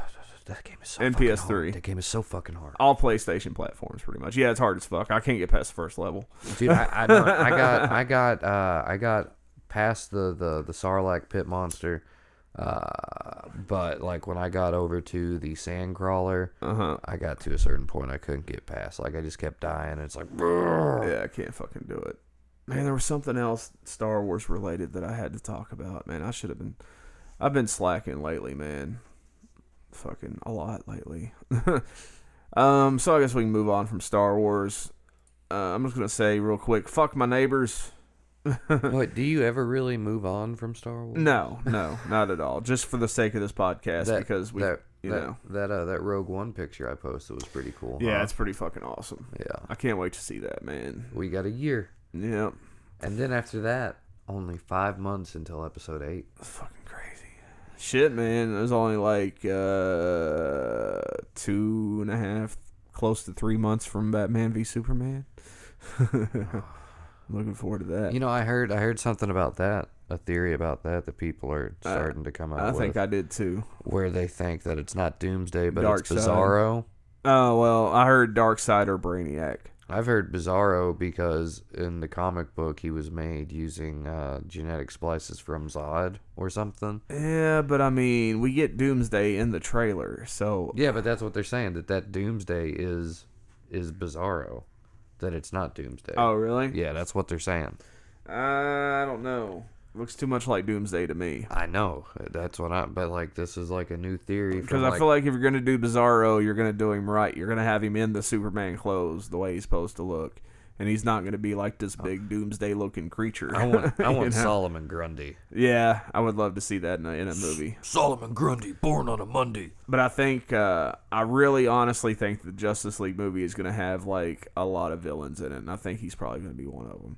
Solomon Grundy? Yeah. That'd be I mean, I don't know. awesome. I don't have any grounds to think that. I'm just going off the fact that I think that it's going to end up being like a, if not a team of villains versus, like, the Legion of Doom versus the Justice League, then maybe the villains and the heroes teaming up to take out Darkseid. Yeah. But what I've heard is that Darkseid actually comes in at the end of Batman v Superman. That's what I've heard. I don't know if it's true or not, but that's the theory going around. I think that if I were DC, I would just take Hulk from the Avengers and paint him gray and put a suit on him and put like something sticking out of his head, and that's Solomon Grundy. You know, the original Hulk was gray. Yeah, I've seen those pictures back in the comics. Yeah, And only because for some reason the comics he was supposed to be green, but for some reason when they printed him he came out as gray, and then the next issue, I think it was the next issue, they had him green, and people were raised hell about it. It was like, he's supposed to be gray, even back then. Okay, what was I going to talk about? Oh yeah, my fucking neighbors. So how was Christmas for you, Cody? man, it was pretty good. I drove up to Virginia and I got to take my little girl with me, and that was awesome. That's Just cool. Spending some days with her and the rest of my family. That was nice. Who all lives in Virginia?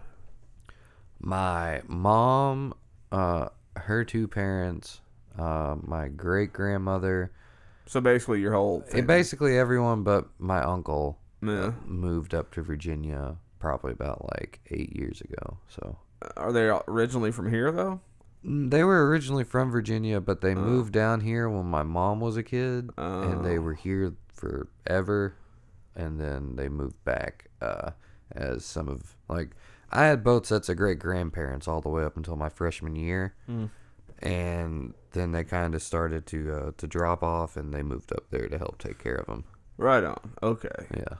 Well, my Christmas was awesome up until I came home and my fucking upstairs neighbors had flooded my fucking apartment for the 4th time since I've lived here. I've lived here for almost 2 years. No, a little over 2 years actually. Yeah. It's getting ridiculous at this point. Like, I don't understand how these people have not been evicted yet. Number one, they're a family of 5, I think, living in a 2-bedroom townhouse. Yeah. That right there should be enough to get them. They might only be 4. I don't know. I think they've got 3 kids though. They might only have 2, but I think they have 3. So number 2, they raise hell 24/7. Like the kids, like you've heard them already. Like if this is a light day. Usually it's constant from like 7 o'clock in the morning until 10 o'clock at night. It's just constant running, shit being dropped, people jumping, people screaming, people yelling. Like, just, it's a nightmare to live underneath these people. And on top of that, they're constantly breaking shit that involves water. Like, I don't understand. Like, the first thing was the line to their ice maker, and their fridge was fucking broken. And they didn't report it to maintenance. So even though they weren't using it, I guess occasionally somebody would use it, and it would kick it on, and a fucking apartment would get flooded. Yeah. And then the next time... it was the water heater busted, and then this time it was the fucking kids had clogged up the toilet or something and flooded their fucking bathroom, which in turn flooded mine and my neighbors' fucking apartments. It's just a nightmare to live underneath these people. Yeah. And I hate moving so much that I haven't just moved. Like, I'm not on a lease. I'm on a month-to-month right now. I could leave anytime I want, as long as I give them a 30 days notice. But I hate moving, and I don't feel like I should have to move because they are disruptive and they are destructive, and I don't understand how they have not been evicted yet. Well, see, water goes down, fire goes up. Yeah, but they won't report anything. If they would just report these problems, my house wouldn't get flooded. Yeah. Like if they would just say, "Hey, maintenance, our ice machine's broken," or whatever, You know, hey, come over and fix it and it'll be all good. You know, hey, you know, the water heater's busted. When the water heater busted, they waited so long to fucking call and report it. Like, they did it the same day, but it wasn't like an immediate thing. Like, my apartment was being rained. It was raining in my apartment for at least 3 hours before maintenance was even called. Yeah. I mean, so this time I come home, and I didn't get it as bad this time, but my neighbor apparently got it way worse. But my apartment's been smelling like mildew this whole week, so I'm going to have to fucking get them to come in here and clean the carpets, which means I'm probably going to have to figure out some place to put all this shit, you know? Yeah. My shit's cluttered as fuck, you know? Yeah, so Christmas was good up until that point, you know? My mom made it fucking killer breakfast. Like, dude, I don't know why. I mean, it's awesome that she does it, but every Christmas, man, she makes, like, enough food to feed an army, and we're a family of, like, 6. Yeah. That's what they do. You know? Now, of course, we have Christmas Eve dinner with the whole family, but Christmas morning is just for mom and sister and, you know, stepdad and nephews and shit. So, yeah. Did you get any cool gifts or anything? I got the one thing I told my family I just wanted one thing, Yeah. and it was the Wii U, the Super Mario Maker Wii U. So yeah, that's what I got. Nice. I got $100 from my mom, and $20 from my sister, and $10 gift card from my granny, and that was pretty much it. Tax free, man. Yeah, you know, so it's pretty cool. You know, Wait, you just reported it. The IRS is gonna make you pay a gift tax. Yeah, right. Now, man. Right. And I think you get up to, there's a certain amount you get up to that you don't have to pay taxes on. Not if you're poor. Learned that from Shawshank Redemption. Not if you're poor. Poor people pay taxes all day. Oh, you know what? We should probably talk about this. I finally watched the new Fantastic Four movie. Oh. And it's as bad as they said it was. It is not a good movie. I'm Dr. Doom. I'm a green flashy robot. He's not a robot, but he's definitely a bitch. It's just speaking of anticlimactic, it's a very anticlimactic movie. Like, just well, in their attempt to be progressive and have Sue Storm be white and Johnny Storm be black, how did they explain that? Johnny Storm parents are the black ones. And let's see what happened. Sue Storm, I forget how it went down, but basically she was like a troublemaker, I think, as a kid, or maybe her parents died or something. And anyway, she needed to be adopted, so the Storm family took her in. Again, the movie sucked pretty bad. I didn't really retain a whole lot.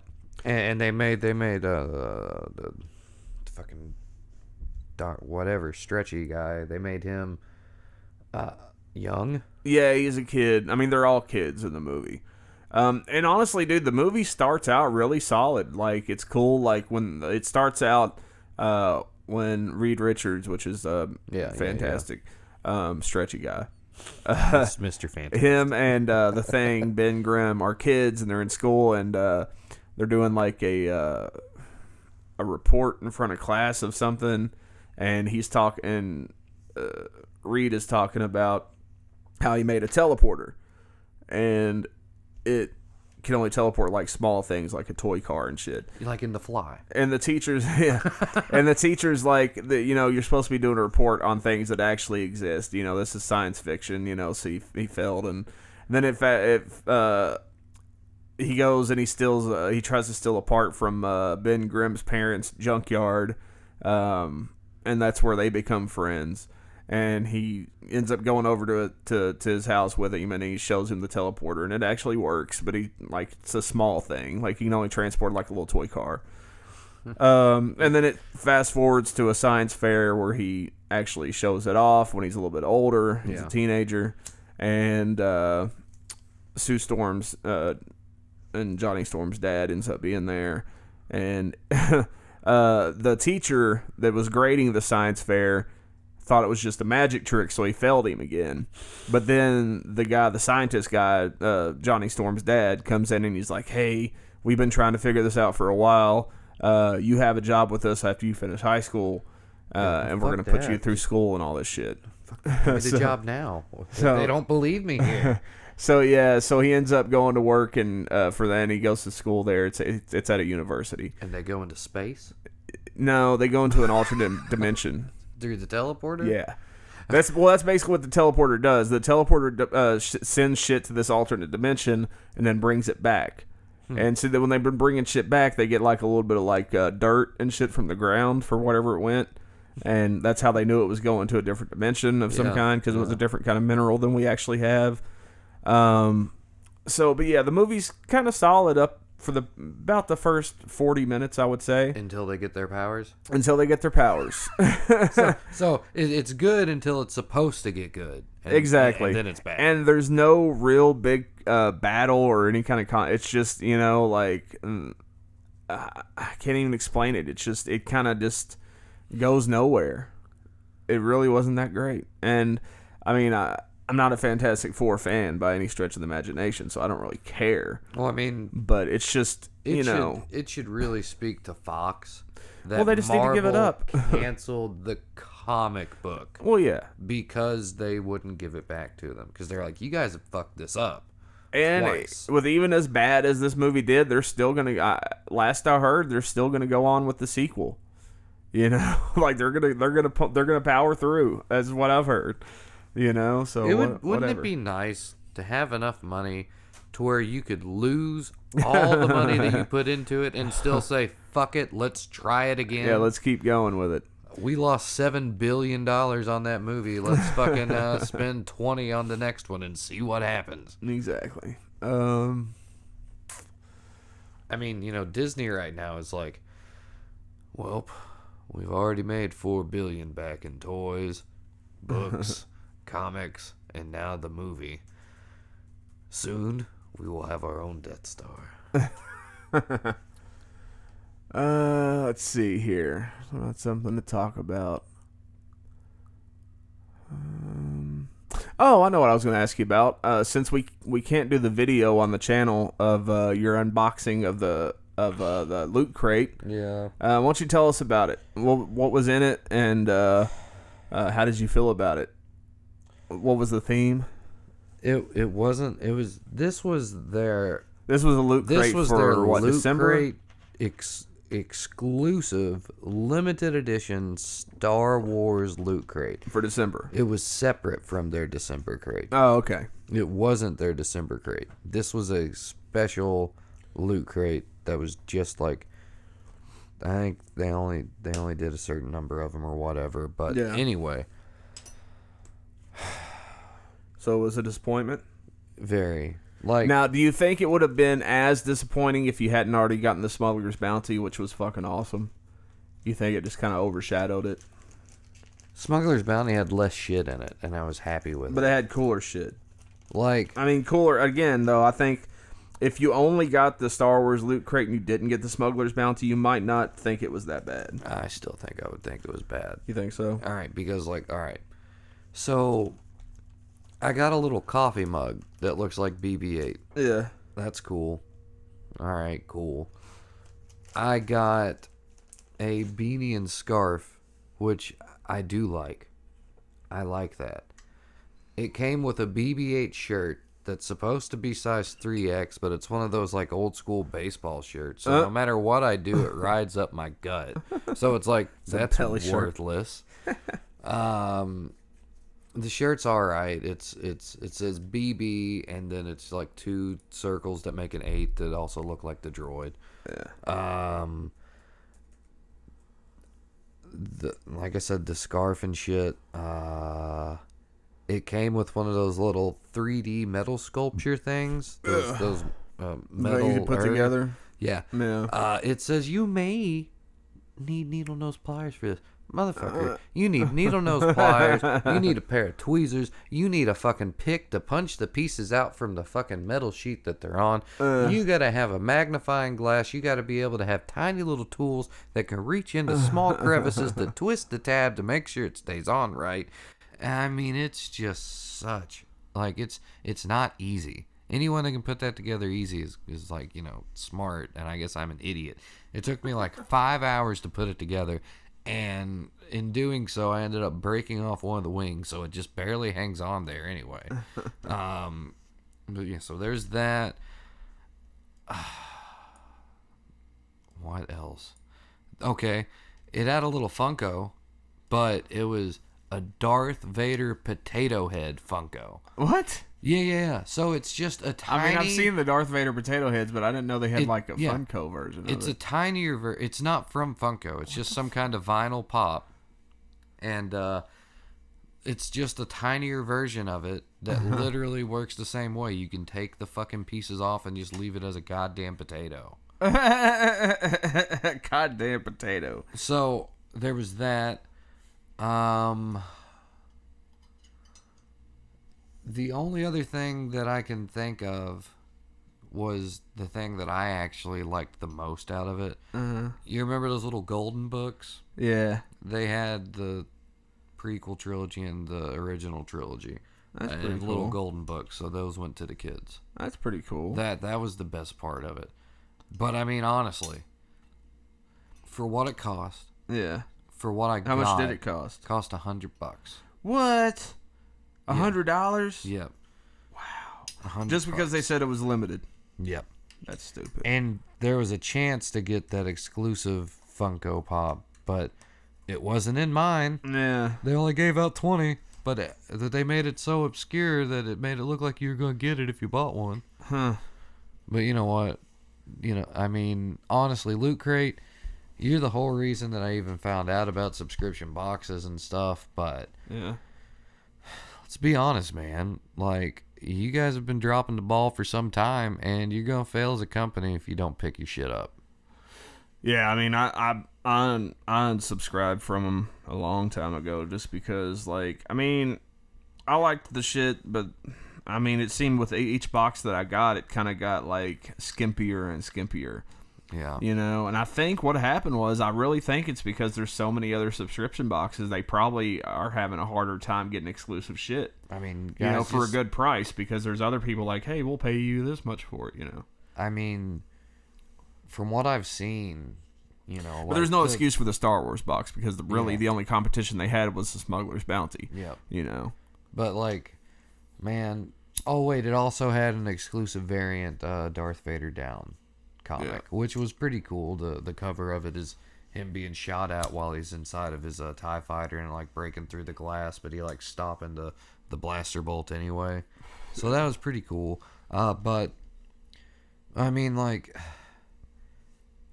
If you're into nerdy shit, which is probably who you are if you're into getting, subscription boxes, hopefully you're either a Star Wars or a Marvel fan, because those two boxes seem to be the best ones on the market. They're cost effective and just what they come with, because I mean, you're guaranteed a Funko in every box, and it's an exclusive Funko just to that box. So, over the past, I don't know what's it been like, 17 years since Funko's been around. Yeah. Some of those get up there in price. So, I mean, the Chrome Phasma was probably limited to maybe a 2,500 run. Damn. So, and then the Chase TIE Fighter pilot variant, that one was an even smaller one than the Chrome Phasma, probably half. So, there's value in it. I mean, hell, dude, that Marvel Collector Corps came out with the Hulkbuster Funko. That thing looked awesome, So, there's stuff, but I mean, I'd just say don't go to Loot Crate. I like Geek Fuel. Nerd Block is pretty cool. Plus, they have options. You can get the horror block and the arcade block and shit like. Yeah. I like them. I think I would definitely recommend one of those before I would recommend Loot Crate. And it sucks because Loot Crate, when they first started out, was really fucking good. Yeah. I don't think we ever talked about this, but I meant to. And there's another one that happened recently. Basically, this is it. Why did you slam Pewdiepie? Well, first of all right, Howard Stern. I meant to talk about this on a show. I don't think we ever covered it. Howard Stern says podcasts are for losers. This was the original time he talked about it. So let's get past the thing here. Actually, Get past the advert. yeah. Let me get the volume up on it. XL pipeline would not. The fuck is that shit? National interest. Oh, God damn it. Okay. Obama. All right. Here we go. Question for you, So Howard. scary. Do not do LSD. I'm telling you, you have a right to do it, but don't do it. Okay, right away I disagree with you. Can I You ask don't one actually question? have a right to do You, it. It's can illegal. you asked me one already. If that's the criteria, then you're over the allotted time. Can I ask you one more? Go ahead. All right. I know you put down podcasts in the past, but is your opinion starting to change on them? No, it's stupid. Oh, really? It's a waste of time. You want it? Listen. If you want to be a broadcaster, listen to me. I'm listening. If you want to be a broadcaster and you want to make a living at this, unless you want to make, 30 cents because your 3 subscribers are going to, or somehow you're going to get a pass-through from Amazon and get a penny for every time one of your listeners clicks, you fucking loser. Oh. Go out and get a job in broadcasting. Okay, I'm going to stop it right there because, all right, this just shows how out of touch he is. And I really feel like we might have talked about this. I don't know if we did or not. Yeah. Maybe I talked about it with Glenn on the other show. But this, Howard Stern, I'm sorry, but even satellite radio is taking a shit right now. It's on its way out. It is. Cars, more and more cars are starting to come out with just Wi-Fi in them, built in, or even just connected to the internet. People have their phones and whatnot. They can plug in the auxiliary or hook it up with the Bluetooth. People are listening to podcasts. I mean, nobody wants to pay for fucking Sirius Radio when they can get a bunch of podcasts for free. And there's a lot of good ones, I mean, obviously we're not making a living doing it, but I mean, a lot of Joe Rogan, Adam Carolla, and even people that weren't famous before they started their podcast are super famous from doing podcasts now and are making money, and it's not that you want to get into broadcasting. It's that you want to fucking have some fun. You want to talk about some shit. This isn't the fucking 70s anymore, Howard Stern. People aren't trying to get into broadcasting. It's kind of like the new version of ham radio. Yeah. Just for the fact that it's not like you're not doing. Most people who do ham radio aren't doing ham radio to put out like a show. They're doing ham radio to talk to other people and find people of like interest to talk to. Because, I mean, if you're going to be into ham radio, you're going to share liked interest with other people. But I mean, that's what we're doing. We're just talking about stuff we want to talk about. Yeah. If you want to listen. If not, we're still going to fucking talk. Exactly. It's just now, like you've said hundreds of times, it's a record. Yeah, it's a record of what's going on. I mean, how you feel about it. as long as the internet still works, Yeah. we're on it, baby. So yeah, boy, and another thing too that I don't think he realizes, since he's a fucking damn near a billionaire at this point. I don't know if he's that close, but he's got quite a bit of money. He hasn't wanted for money for a long time. Yeah, and again, it's not the 70s anymore. There are no broadcasting jobs. I'm sorry, there's just not. Radio is dead, or at least on its last fucking breath. Look, if you try to get a job in radio these days, good luck. Good fucking luck. Because everything's pre-recorded. Unless you work at one of the big main fucking hubs of radio, you're not going to get a job. Yeah, man, unless you're George Norrie yeah. or Clyde Lewis. Well, all right, let's put it this way. When you listen to the radio, regular-ass radio, and you hear a DJ come on, 9 times out of 10, that's not a local guy. Yeah. Usually it's a guy in some fucking home office somewhere that pre-records everything. Well, is he talking about like a DJ, or is he talking about talk radio? He's talking about talk radio. Well, with talk radio, which doesn't really exist anymore except for on AM, and it's all fucking conservative bullshit. Well, you literally have 3 options for talk radio. And again, it's something that people don't get hired to do anymore. You have NPR, which would be the left side of talk radio. And then you have the conservative side of talk radio. And then you have the out there side of talk radio. Yeah. And I mean, honestly, the best one's the out there side.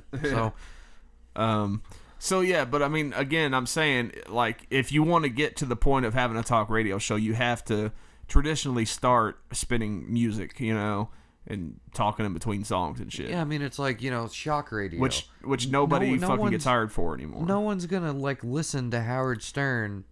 If Howard Stern started now, no one's going to listen he wouldn't make to it. just an audio cast of him going, "Yeah, show us your boobs, huh? Let's see what your boobs look like. You want to throw a hot dog at your face and hit a boob?" Yeah. No one's gonna listen to that now. Well, I mean, he even knows that because his show is way different these days. And it's simulcasted with the video. Yeah. Because people want to see that medium too, where you have to bring something entertaining. And this is a lot different than the 80s and the 90s. Yeah. That's your fault, Howard. It's all your fucking fault. It's like I was saying, again, all these radio stations are all pre-recorded. Like, when they do these live request call-in shows, they don't play the song you request. Like, if it's coming up in the queue, then yeah, it gets played, and it'll seem like they're playing it for you. And another thing they do, the recording of them leaving the message. Yeah, and another thing they'll do is they will put your request in a bank, like an audio bank of your call, and then whenever eventually that song comes on, they'll play it then, like you just called in. Yeah, Or oh my god, or if you call and request something that they just don't play, or they're not planning on playing anytime soon. Usually, a lot of the times, the DJ will be like, well, yeah, I'll see if I can get that on for you, but how do you feel about Nickelback or whatever, and you're like, oh, Nickelback's cool, so then they'll edit your fucking call. I'm just saying, that was just the first band that came to mind. You took it too far, man. You took that one too fucking far. Let me just continue with this thought. And so basically, he'll go in and he'll edit that down to where it's like, hey, what do you want to hear? And you'll be like, Nickelback. And you'll be like, all right, Tony, I got that Nickelback coming on for you. That's how they fucking do. Like, radio is not real. And they only need one person to fucking do that. Yeah. The fucking program director. He's in there. He fucking sets up the whole shit for the day. Then he goes home. He pre-records his show. He might do the request live show for like an hour a day. And then he fucking goes home, and there's nobody there. The only person there in the studio is the guy that makes sure it doesn't go off the air. The producer. So if you want to get a job in broadcasting, good fucking luck. It's impossible. Like, it's damn near impossible because they don't hire anybody. They don't need to hire anybody. So again, Howard Stern, he doesn't realize that all these people that maybe would have tried to go into broadcasting, but they realize that it's a futile fucking venture, are turning to fucking podcasts as well, and they're turning to fucking YouTube and all this shit because it's something they feel like they need to be a part of. They want to get their thoughts out there in a medium such as that. Yeah. And radio's dead, and it's not a viable option anymore. And you just sound like an old curmudgeon whenever you start talking like that. You fucking losers. Yeah. Fuck you, Howard. I've seen Private Parts. I've supported you. I mean, I love Howard Stern. Give me a click. Give me a like. But it's ridiculous. Like, he really thinks that all these hundreds, maybe even thousands of people doing podcasts are really all in it to fucking, like, most people like us, it's just something we do as a hobby. Yeah. Something on the side, something fun. And you know what? Hey, if someday it takes off, fucking awesome. But if not, we'll both always have jobs. Let's see, where's the Pewdiepie stuff? Right there. There it is. Yeah. Pewdiepie. Let's see. Yeah, it's awesome. I've never watched The Good Wife. It's awesome. Oh, you would love it, Robin. Yeah? Yeah, it's really good. This was recently. So yeah, this happened more recent than the other one. Yeah. Okay. This happened back in July. A strong woman character. Oh, yeah. Yeah, it's really good. All right. Robin, do me a favor. Watch Unreal and convince him. I've been meaning to check that out. Yeah. All right. While I got you, Howard, I just want to give you one moment of shit about your podcast rants. Look, let me explain it again so everybody understands about podcasts. I'm not anti-podcast. I'll go on and listen to or view a video if I want instruction in, let's say, playing a song on the guitar, if I want instruction in how to draw a picture, if I want some sort of information. And, we should all live life exactly how Howard Stern does, So don't use YouTube unless you want to go learn how to play a guitar song or a song on guitar. Don't use YouTube unless you want to learn how to build a shelf. For all that other shit, it's just worthless. Don't fucking bother with it. There's nothing else on there except for tutorial videos on how to do random shit. Yeah, man. That's all that's on YouTube, and that's all you need it for. Information that is very specific to me. The thing, again, I'm referring to is, if you want to... And what does that even have to do with anything? That has nothing to do with That's the question not that was asked. podcasting. Yeah. career in broadcasting, where you make money as a broadcaster, the only worthwhile way to do it, you're not going to make a living in podcasting. You know, this is where I want to go after you. Hold on. Let me finish my statement. All right. Now, Adam, my buddy there, Adam Carolla, swears to me he's making a living, but between you and me, I believe him. He had a career in regular broadcasting, so he brought over some audience. He's not the typical... Like, he doesn't seem to realize that the internet is huge. Like, it's just a couple people. Yeah, the internet doesn't have nearly the same audience as radio has. People just use the internet for Hulu and Netflix. Yeah. That's and it. to watch guitar videos on YouTube. Every how to once play in a while. guitar. YouTube's a very small site. Yeah. No, Howard. Actually, it's radio that has the tiny audience these days. And the internet is fucking booming, and podcasts are fucking booming. YouTube is fucking booming. Like, look, again, it's not the 70s or the 80s anymore. If you want to be a broadcaster these days, you go to fucking YouTube.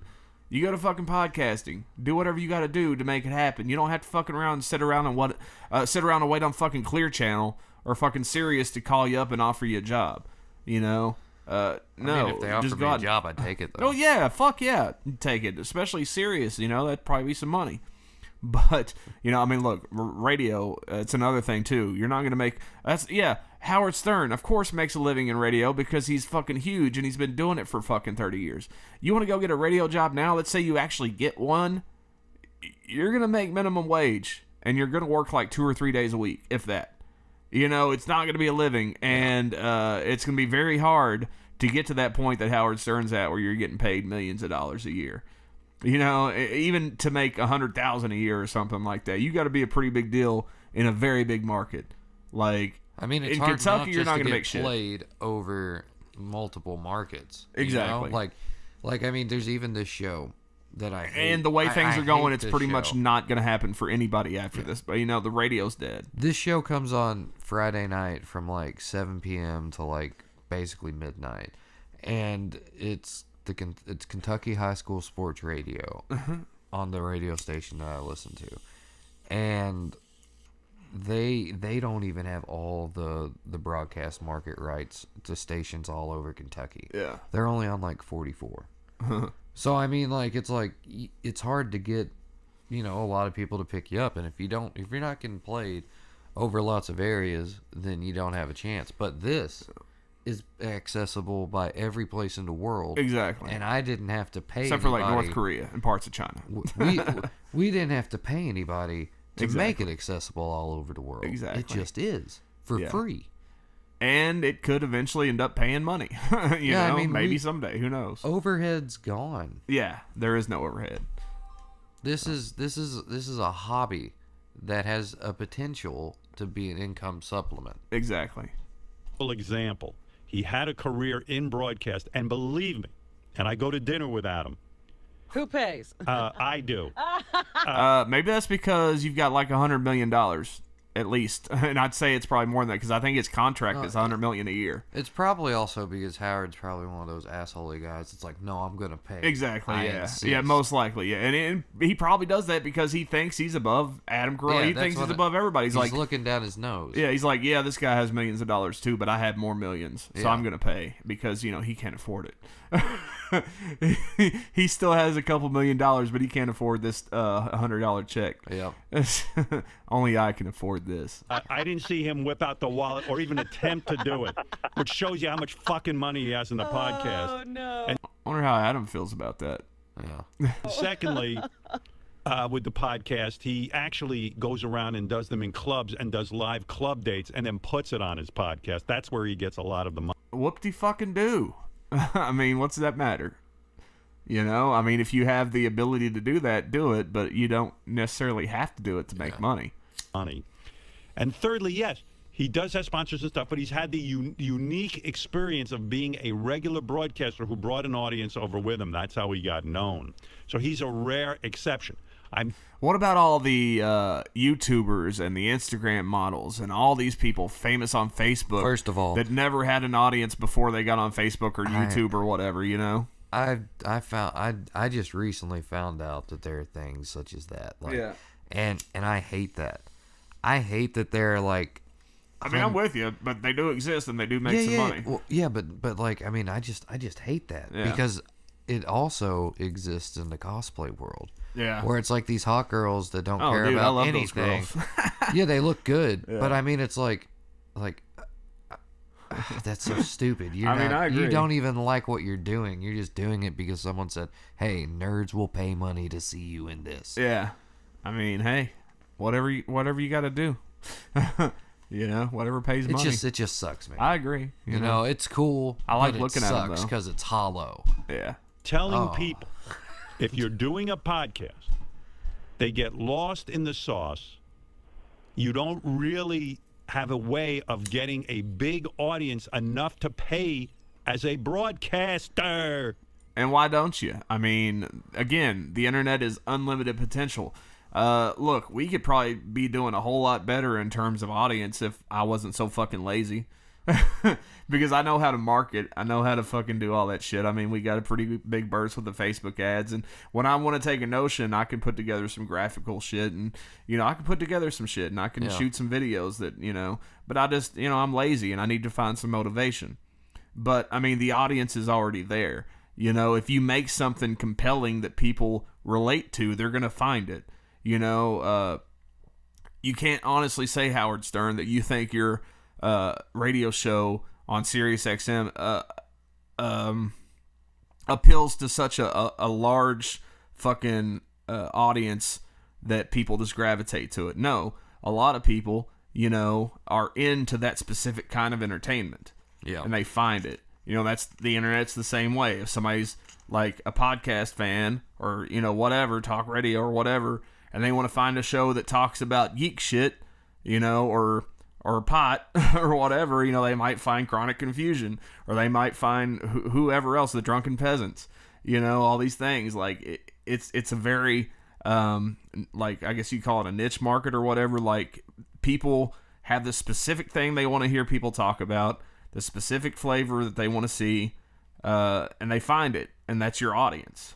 You know, as long as you put something out there that people can relate to and that people will search for, you're going to have an audience, you know, and it'll only grow, you know, as long as you keep doing shit.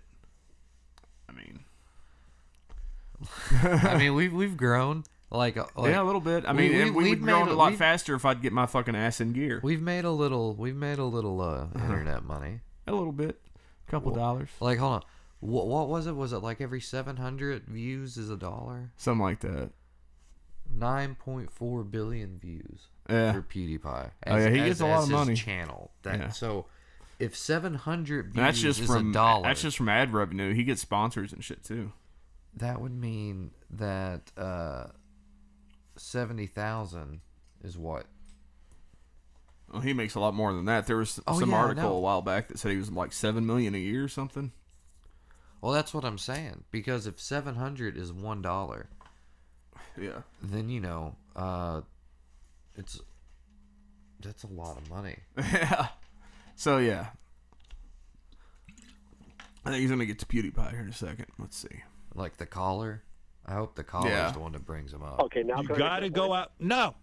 You've got to go out and get a job. You know what this is? As a broadcaster. This is a guy. No, this is a guy. Howard Stern.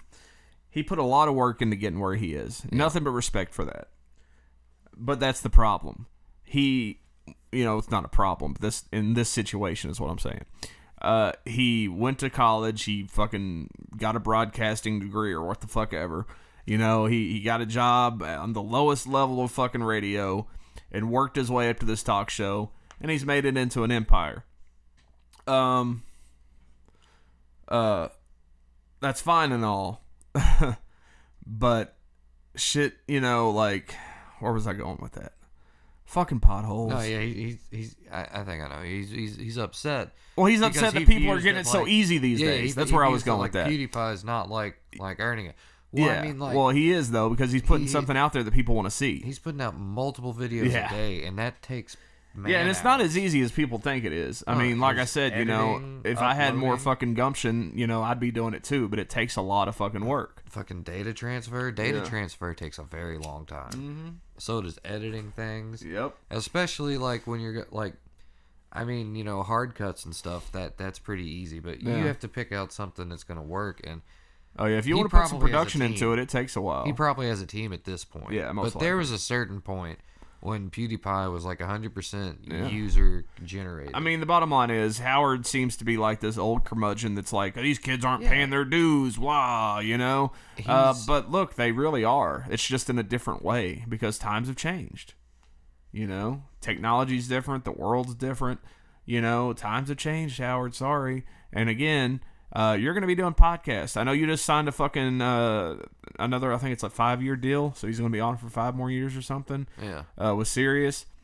Congratulations, but I'm telling you right now, in 5 years, Sirius is going to be fucking bullshit. I mean, it's already kind of bullshit. They're struggling right now. They don't have as many subscribers. Well, I mean, as like I PewDiePie said, does. well, I mean, I'm saying like the cars and shit there for a while. Every car had Sirius XM, and they will continue to have it. But also now cars are starting to have fucking Wi-Fi. They're starting to have fucking internet connections in cars where you can just play Pandora, or you can play Spotify, or you can play Stitcher for podcasts, That's iTunes. so scary, though. And all that shit, dude. So you're gonna have like any kind of podcast you want built into your car. Sirius is gonna go away, dude. I'm sorry, it just is, because it's not gonna be convenient anymore. At the least, what it's gonna be is just an app. It's not going to be like the thing that you install in your car anymore. It's just going to be an app on your fucking car thing. So it'll be like playing through the internet instead of through the satellite connection. Which is what they should do. It's cheaper. It should be. That's better anyways. Cheaper for everyone and you involved. never fucking lose service. You never lose your signal. Unless I you guess you lose do if you internet. go someplace where your car doesn't But get I mean, service. isn't that creepy though? Like a car that It's fully connected generates to the its internet? own internet, because at that point it is hackable. Well, it's not generating its own internet. It's using like a 4G type of thing. But it's hackable at that point. Yeah, sure. You know, I it's basically mean- the same thing my phone does. Yeah, It's the 4G hotspot. which is completely hackable from outside forces. All internet connections are. Exactly. So I mean, like, a car is something that you wouldn't want to have hackable. Well, I but mean, it's- I but don't it's think you'll be going able to happen. control the car through the fucking. They can right now control brakes through access through the internet. Like, they can do that.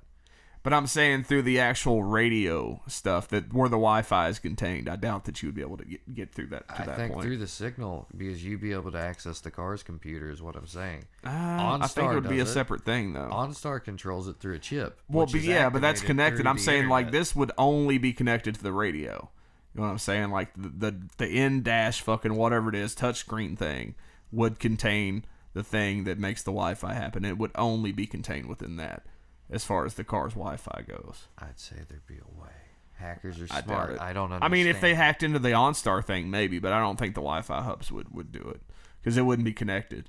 They wouldn't be connected. To I saw that aspect something of where the car. they like hackers have like or could control a car's brakes, something like that. I don't remember where, but I mean, maybe if they hack into the OnStar system or whatever, you know, they could. But we're off topic.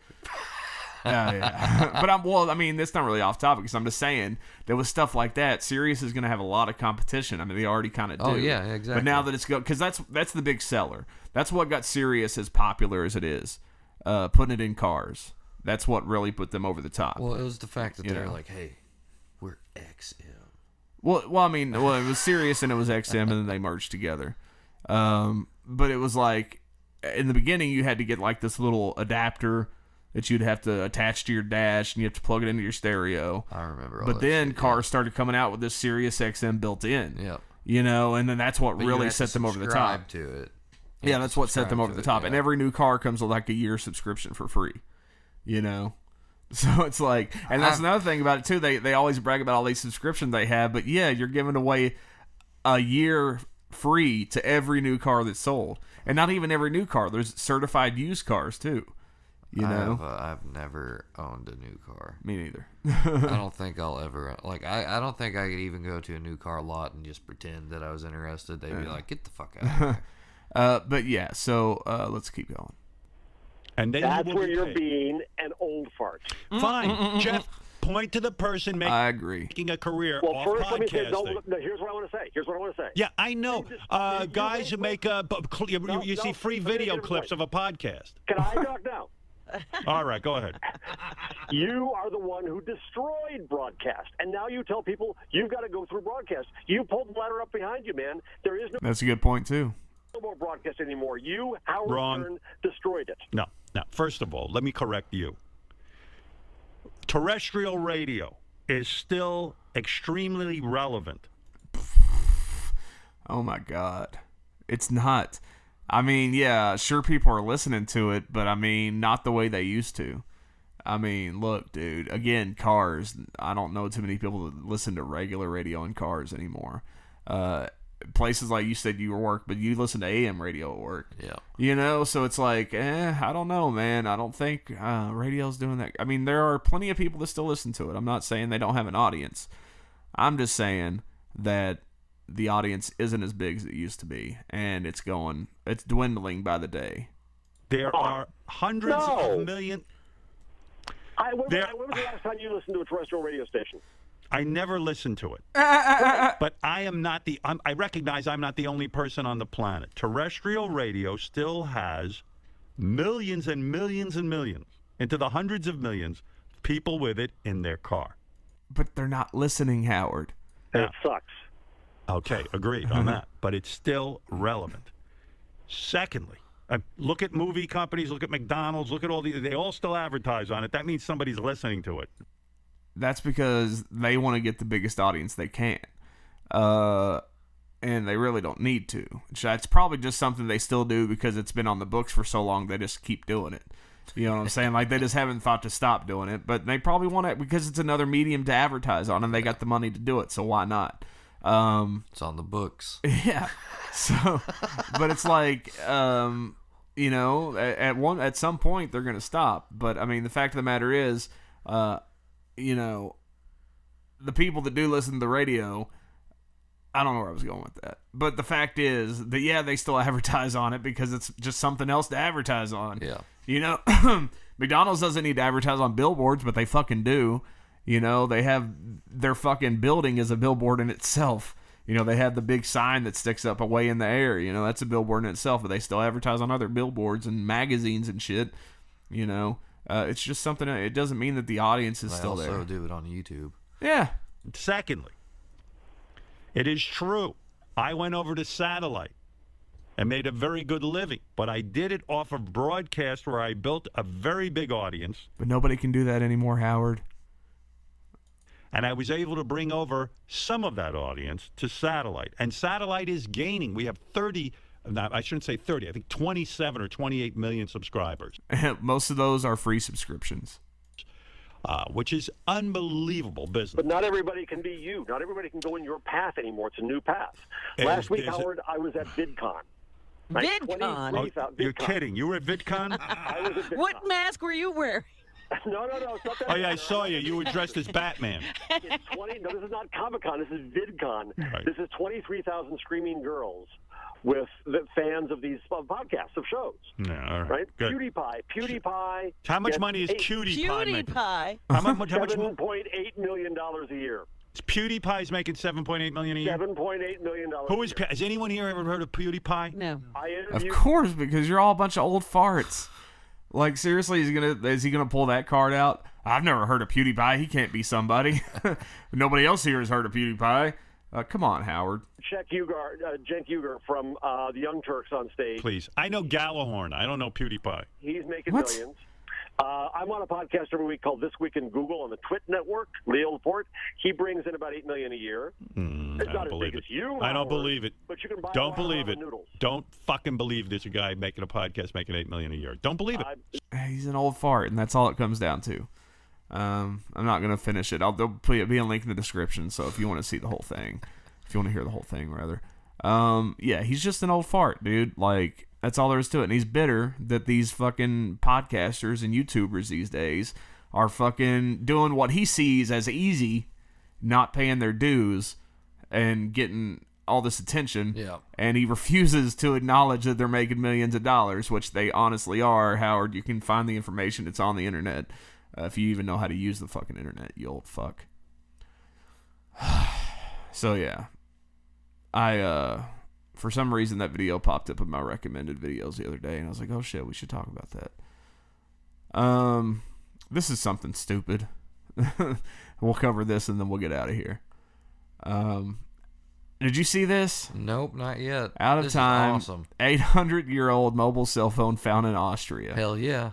This has hoax written all over it, dude. I'm sorry. Yeah, it does, but it looks freaking cool, doesn't it? I So- mean, that's awesome. You just speculate about it, like, I mean, it's ooh, cool. Time but, travel. You know, there have been legitimate artifacts that have been found that are unexplainable. You know, which we could talk about those too. Dude, I I'm guess. gonna be honest, man. Those little like birds and insects from Yeah. like South America, they do look like planes too. They do. They look I mean, like no, I both feel things, you. They do. You know, Yeah. they do. They look like both things. Let's see here. What was it I searched for? I mean, like, fuck. You haven't heard about that anywhere else, so like that's probably not real. Like I haven't even heard about it on like Coast to Coast or anything. So if they're not talking about it, it's because they're like, Oh yeah, the 10 most amazing unexplained artifacts. You know, and some of them, like I guess most of these are legitimate stuff. The London Hammer, it's a tool older than history. June 1936 or 1934, according to some accounts, Max Hahn and his wife Emma were on a walk when they noticed a rock with wood protruding from its core. They decided to take an oddity home and later cracked it open with a hammer and a chisel. Ironically, what they found within seemed to be an archaic hammer of sorts. They turned it to a team of archaeologists who checked it, and it turns out the rock encasing the hammer was dated to the Ordovician,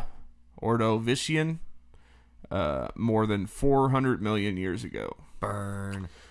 But something like this, I mean, hell, maybe it is that old, the hammer itself. Wow, they've got into the rock. There are things that happen, you know, in nature that we don't understand, you know, and we don't have great answers for. Yeah, but how and this would it could be have- one of those things. How would it have gotten into the rock, though? Well, if it's that old, I mean, rocks can form around it. That's the thing. It could be that old. Yeah. But how else would it have gotten in there if the rock didn't form around it? Exactly. Yeah, I don't know. So that means that 400 million years ago, someone was using a hammer. Yeah. And they just... If the hammer itself is that old. And again, but I'm saying though, the reason I say we don't know all the things nature's capable of is that maybe it's not that old. Maybe the rock is that old and the hammer's not, and somehow it got in there. Well, it's a simple... Maybe the rock was formed with a perfect size hole, you know, for the hammer to sit in. Well, but it's also like kind of perfect just because if that's actual wood, yeah, carbon dating. You could take a tiny little piece of it and carbon date it and instantly know how old that wood is. Yeah. I wonder if they did that. Imagine, let's see here.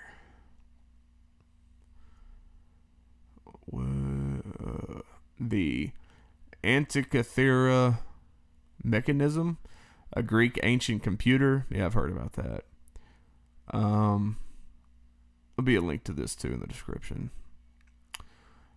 The device is just extraordinary, the only thing of its kind. The design is beautiful. The astronomy is exactly right. Astronomy? The way the machines are designed just makes your jaw drop. Whoever has done this has done it extremely carefully. In terms of historic and scarcity value, I have to regard this mechanism as being more valuable than the Mona Lisa. So I guess this is what it would have looked like. Huh. Oh, yeah. Drop of Stones. This isn't the one I looked at the other day. Go away. Yeah, that's the bird thing. The Baghdad Battery. Where's that one I was looking at the other day? It had like the screw that was found in a rock and... Oh, this is it, I think. The one you've already clicked on before. Yeah, exactly. That makes sense, doesn't it? This is messagetoeagle.com. Yeah, see, there's the screw inside of a rock. Yeah. This figurine that was found, tiny artifact depicting a human figure was found in 1899 when workers were drilling water well near Nampa in southwest Idaho. The artifact, skillfully formed in clay, is a true mystery that has baffled scientists for many years. The object is about 1.5 inches long and remarkable for the perfection which it represents the human form. Professor Putnam of Harvard University found through microscopic analysis that quartz grains under the doll's right arm had been cemented by iron molecules. This too indicates a great age of the artifact, and it is reason to believe it is not of recent manufacture. It was deeply colored with iron oxides, characteristic of the deposits from the 300-foot level. The strata at this depth is dated at about 2 million years ago. 2 million years old. Who formed this mostly unusual figurine, if not Homo sapiens? Small cube means a great challenge to science. There's the rock with the screw. Mysterious ancient bell-shaped metal vase embedded within a 15 feet of solid sedimentary rock. It's fucking nuts, man. Millennium-old, extremely complex object of unknown origin. I don't know. It kind of looks like a seatbelt. Looks like a hinge. Yeah, or a hinge. There's the hammer again. Wow. 100,000 years old stone embedded with a 3-pronged plug. That's crazy. Blue stone. Yeah, there's all kinds of crazy shit like that. But anyways, we're talking about this cell phone. It all looks like a Nokia phone. But I don't know. I read somewhere that it was some kind of a belt or something. Like a piece of a belt. But yeah, I don't know. It's pretty convincing, but I think it's probably a hoax. I don't think this is actually real. I mean, it'd be cool if it was. I mean, do the buttons work? I don't know. Like, can they turn it on? It looks like it's been sculpted. Like, all this stuff looks like it's been sculpted in. Yeah. That's why I say it's probably a hoax. Because it just... these don't look like actual buttons to me. They look like they've been cut, like, around through there. You know? I don't know. Let's see. This is from disclose.tv. The strange thing was discovered in an excavation in Austria. It has many similarities with the wireless devices today. The researchers found a strange object which was said that from 13th century and looked like a cell phone. Oh yeah, I forgot to mention that this motherfucker can't speak English. I think this was translated maybe by Google Translate, which is very bad. So I'm just going to read it phonetically. These objects are looked similar to cell phone, especially the first one in the market of mobile phone. This discovery was surprised when these objects were black and also have keyboards with letters same as Iraq or Iran's. The expert of UFO, Daniel Munoz, explained that the similarity is remarkable. Even so, he declined to indicate this object is a cell phone. I do no sex. These objects are considered out of time, just as many others have been found. Just imagine the chaos a discovery like this would cause among the archaeological community if the discovery turned out to be true. While there are numerous discoveries which have been made on our planet that question mainstream history, most of them are casted into the shadows by selective media and mainstream scholars who cannot understand and explain their origin, which tends to contradict popular belief about the past of human civilizations. We would love to know more about the item, and if you know what it is, where it comes from, and have more details about it, please let us know by sending us an email or message on social networks. So we don't really know what this is, so hit us guys, up. If you're reading this in broken English, un increíble descubrimiento arqueológico ocurrió durante unas excavaciones en Austria. Arqueólogos que se encontraban en dicho lugar encontraron una tablilla con unas extrañas escrituras. Pero lo más raro de esto es que dicha tablilla tiene la forma de un teléfono celular contemporáneo y yeah, that's what I was saying, man. Dicho objeto data del siglo XIII a.C. hasta el momento científico. I mean, it just doesn't look like, I mean, because you see the other one, the buttons are very defined and shit, and this one's just not. Científicos y antropólogos no se pueden explicar por qué dicha tablilla tiene esa extraña forma. Habrá sido I told you, man. Dude, what is he talking? It sounds like two different people are talking. Obra de un extraño viajero del It kind of does, tiempo, doesn't it? simple coincidencia. Si te gustó el video, suscríbete, comparte. Maybe it's subliminal messaging. Yeah, dude, because like, oh, that's so creepy. Gracias. Gracias. That music isn't helping. No, so I don't know. It was kind of funny. Like, I want it to be true, but it just looks fake. It looks so fake. And like, why does it look all fabric-y right here? That's why I was saying. Somebody said it looked like it's some kind of belt.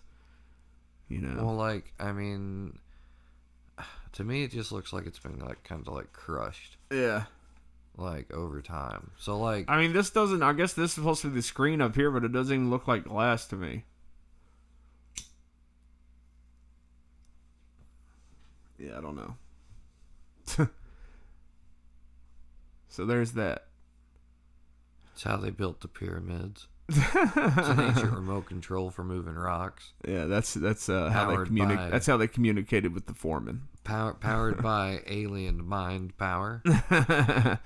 All right. Well, I guess that's all the time we have today for another exciting issue of Chronic Confusion episode of Chronic Confusion. Wait, we gotta tell them to vote for me. Oh fuck yeah! Vote for. Hold on, let me see if I can pull it up. You gotta pull it up. Where's it at? The website? Oh shit! You just better go Facebook. Damn it! I knew you'd say that. You motherfucker! I tried to just go to the website and it was like, hey. Okay. It's still such a good photo. That's a really, and it turned out really well too, man. I love that fucking camera. I mean, I look like Kylo Ren. Yeah. That's awesome. Photoshop out the zipper. That camera takes really good pictures. Okay. Vote for Cody. Is that what it sent you to? Yeah. Oh, it sends you to a Facebook page. Do you have the internet's best beard? That's what I'm going for. You just vote right here. 32 votes. Hell yeah, boys. I'm going to vote right now. Vote. 33. Let's see where I'm at now. So go to go to the Facebook page. Oh, that's the picture. Damn it. Some bitch. Like, I should be How do getting you go? close. How do you go to the fucking... I don't know how to Facebook. I don't know. Hit the X button. Right there. Oh, okay. So those are the guys I have to catch up to. Where'd you go? I'm probably on the next page. Damn, Cody. But yeah, go to Chronic Confusion right here. It shouldn't be too far down the page by the time you get to it. I'll boost the damn post. Yeah, boost it. Do what you got to do, man. Click on it there. You'll come to this, and it'll bring it up right there where you can just click on vote. I done voted. So I think you can vote once a day. Yeah. Because, well, I was able to... and you can vote on multiple devices. Don't forget, go on your phone and do it and shit. Yeah, guys. Help me out. Come back each day and vote for me. I'm not that far behind these guys. You can do it, man. I can catch up to them. I mean, I'm almost on the front page already. You're getting there, man. Because, like, I've got, what, 33? Yeah. Hell yeah. So, yeah, go vote for Cody on the Chronic Confusion Facebook page. Click on that link we just showed you. Hit that vote button. It'll take you just a second to do it. And you'll be helping out my boy here. Your boy, Cody. I mean, that's a good shot. Yeah, that picture's really cool. People really thought, they were like, oh, Cody, you got arrested? It's like, no. Guys, it's a joke. I mean, even the lightsaber looks all right. Yeah. You know? But anyways, yes, thanks for listening to Chronic Confusion this week. Check us out there. Do all that stuff you do. Tell your friends about us. Hit the subscribe button if you haven't already. Thumbs up. Yes, and if you want to read any full articles or watch the full videos of anything we played or talked about today, the links will be in the description and all that good stuff. Or if you've got something you want to hear us talk about, yes. comment. Anytime anything happens, hit us up on Facebook and we'll talk about it. Yeah, Facebook, YouTube, wherever you want to go. Just tell us what you want. You see all the links there on your screen. You can find us. Anyways, folks, for myself and Cody have a Happy New Year. Happy New Year to you, Cody. Happy New Year. And we'll see you in 2016. And until then, watch out for those fucking potholes.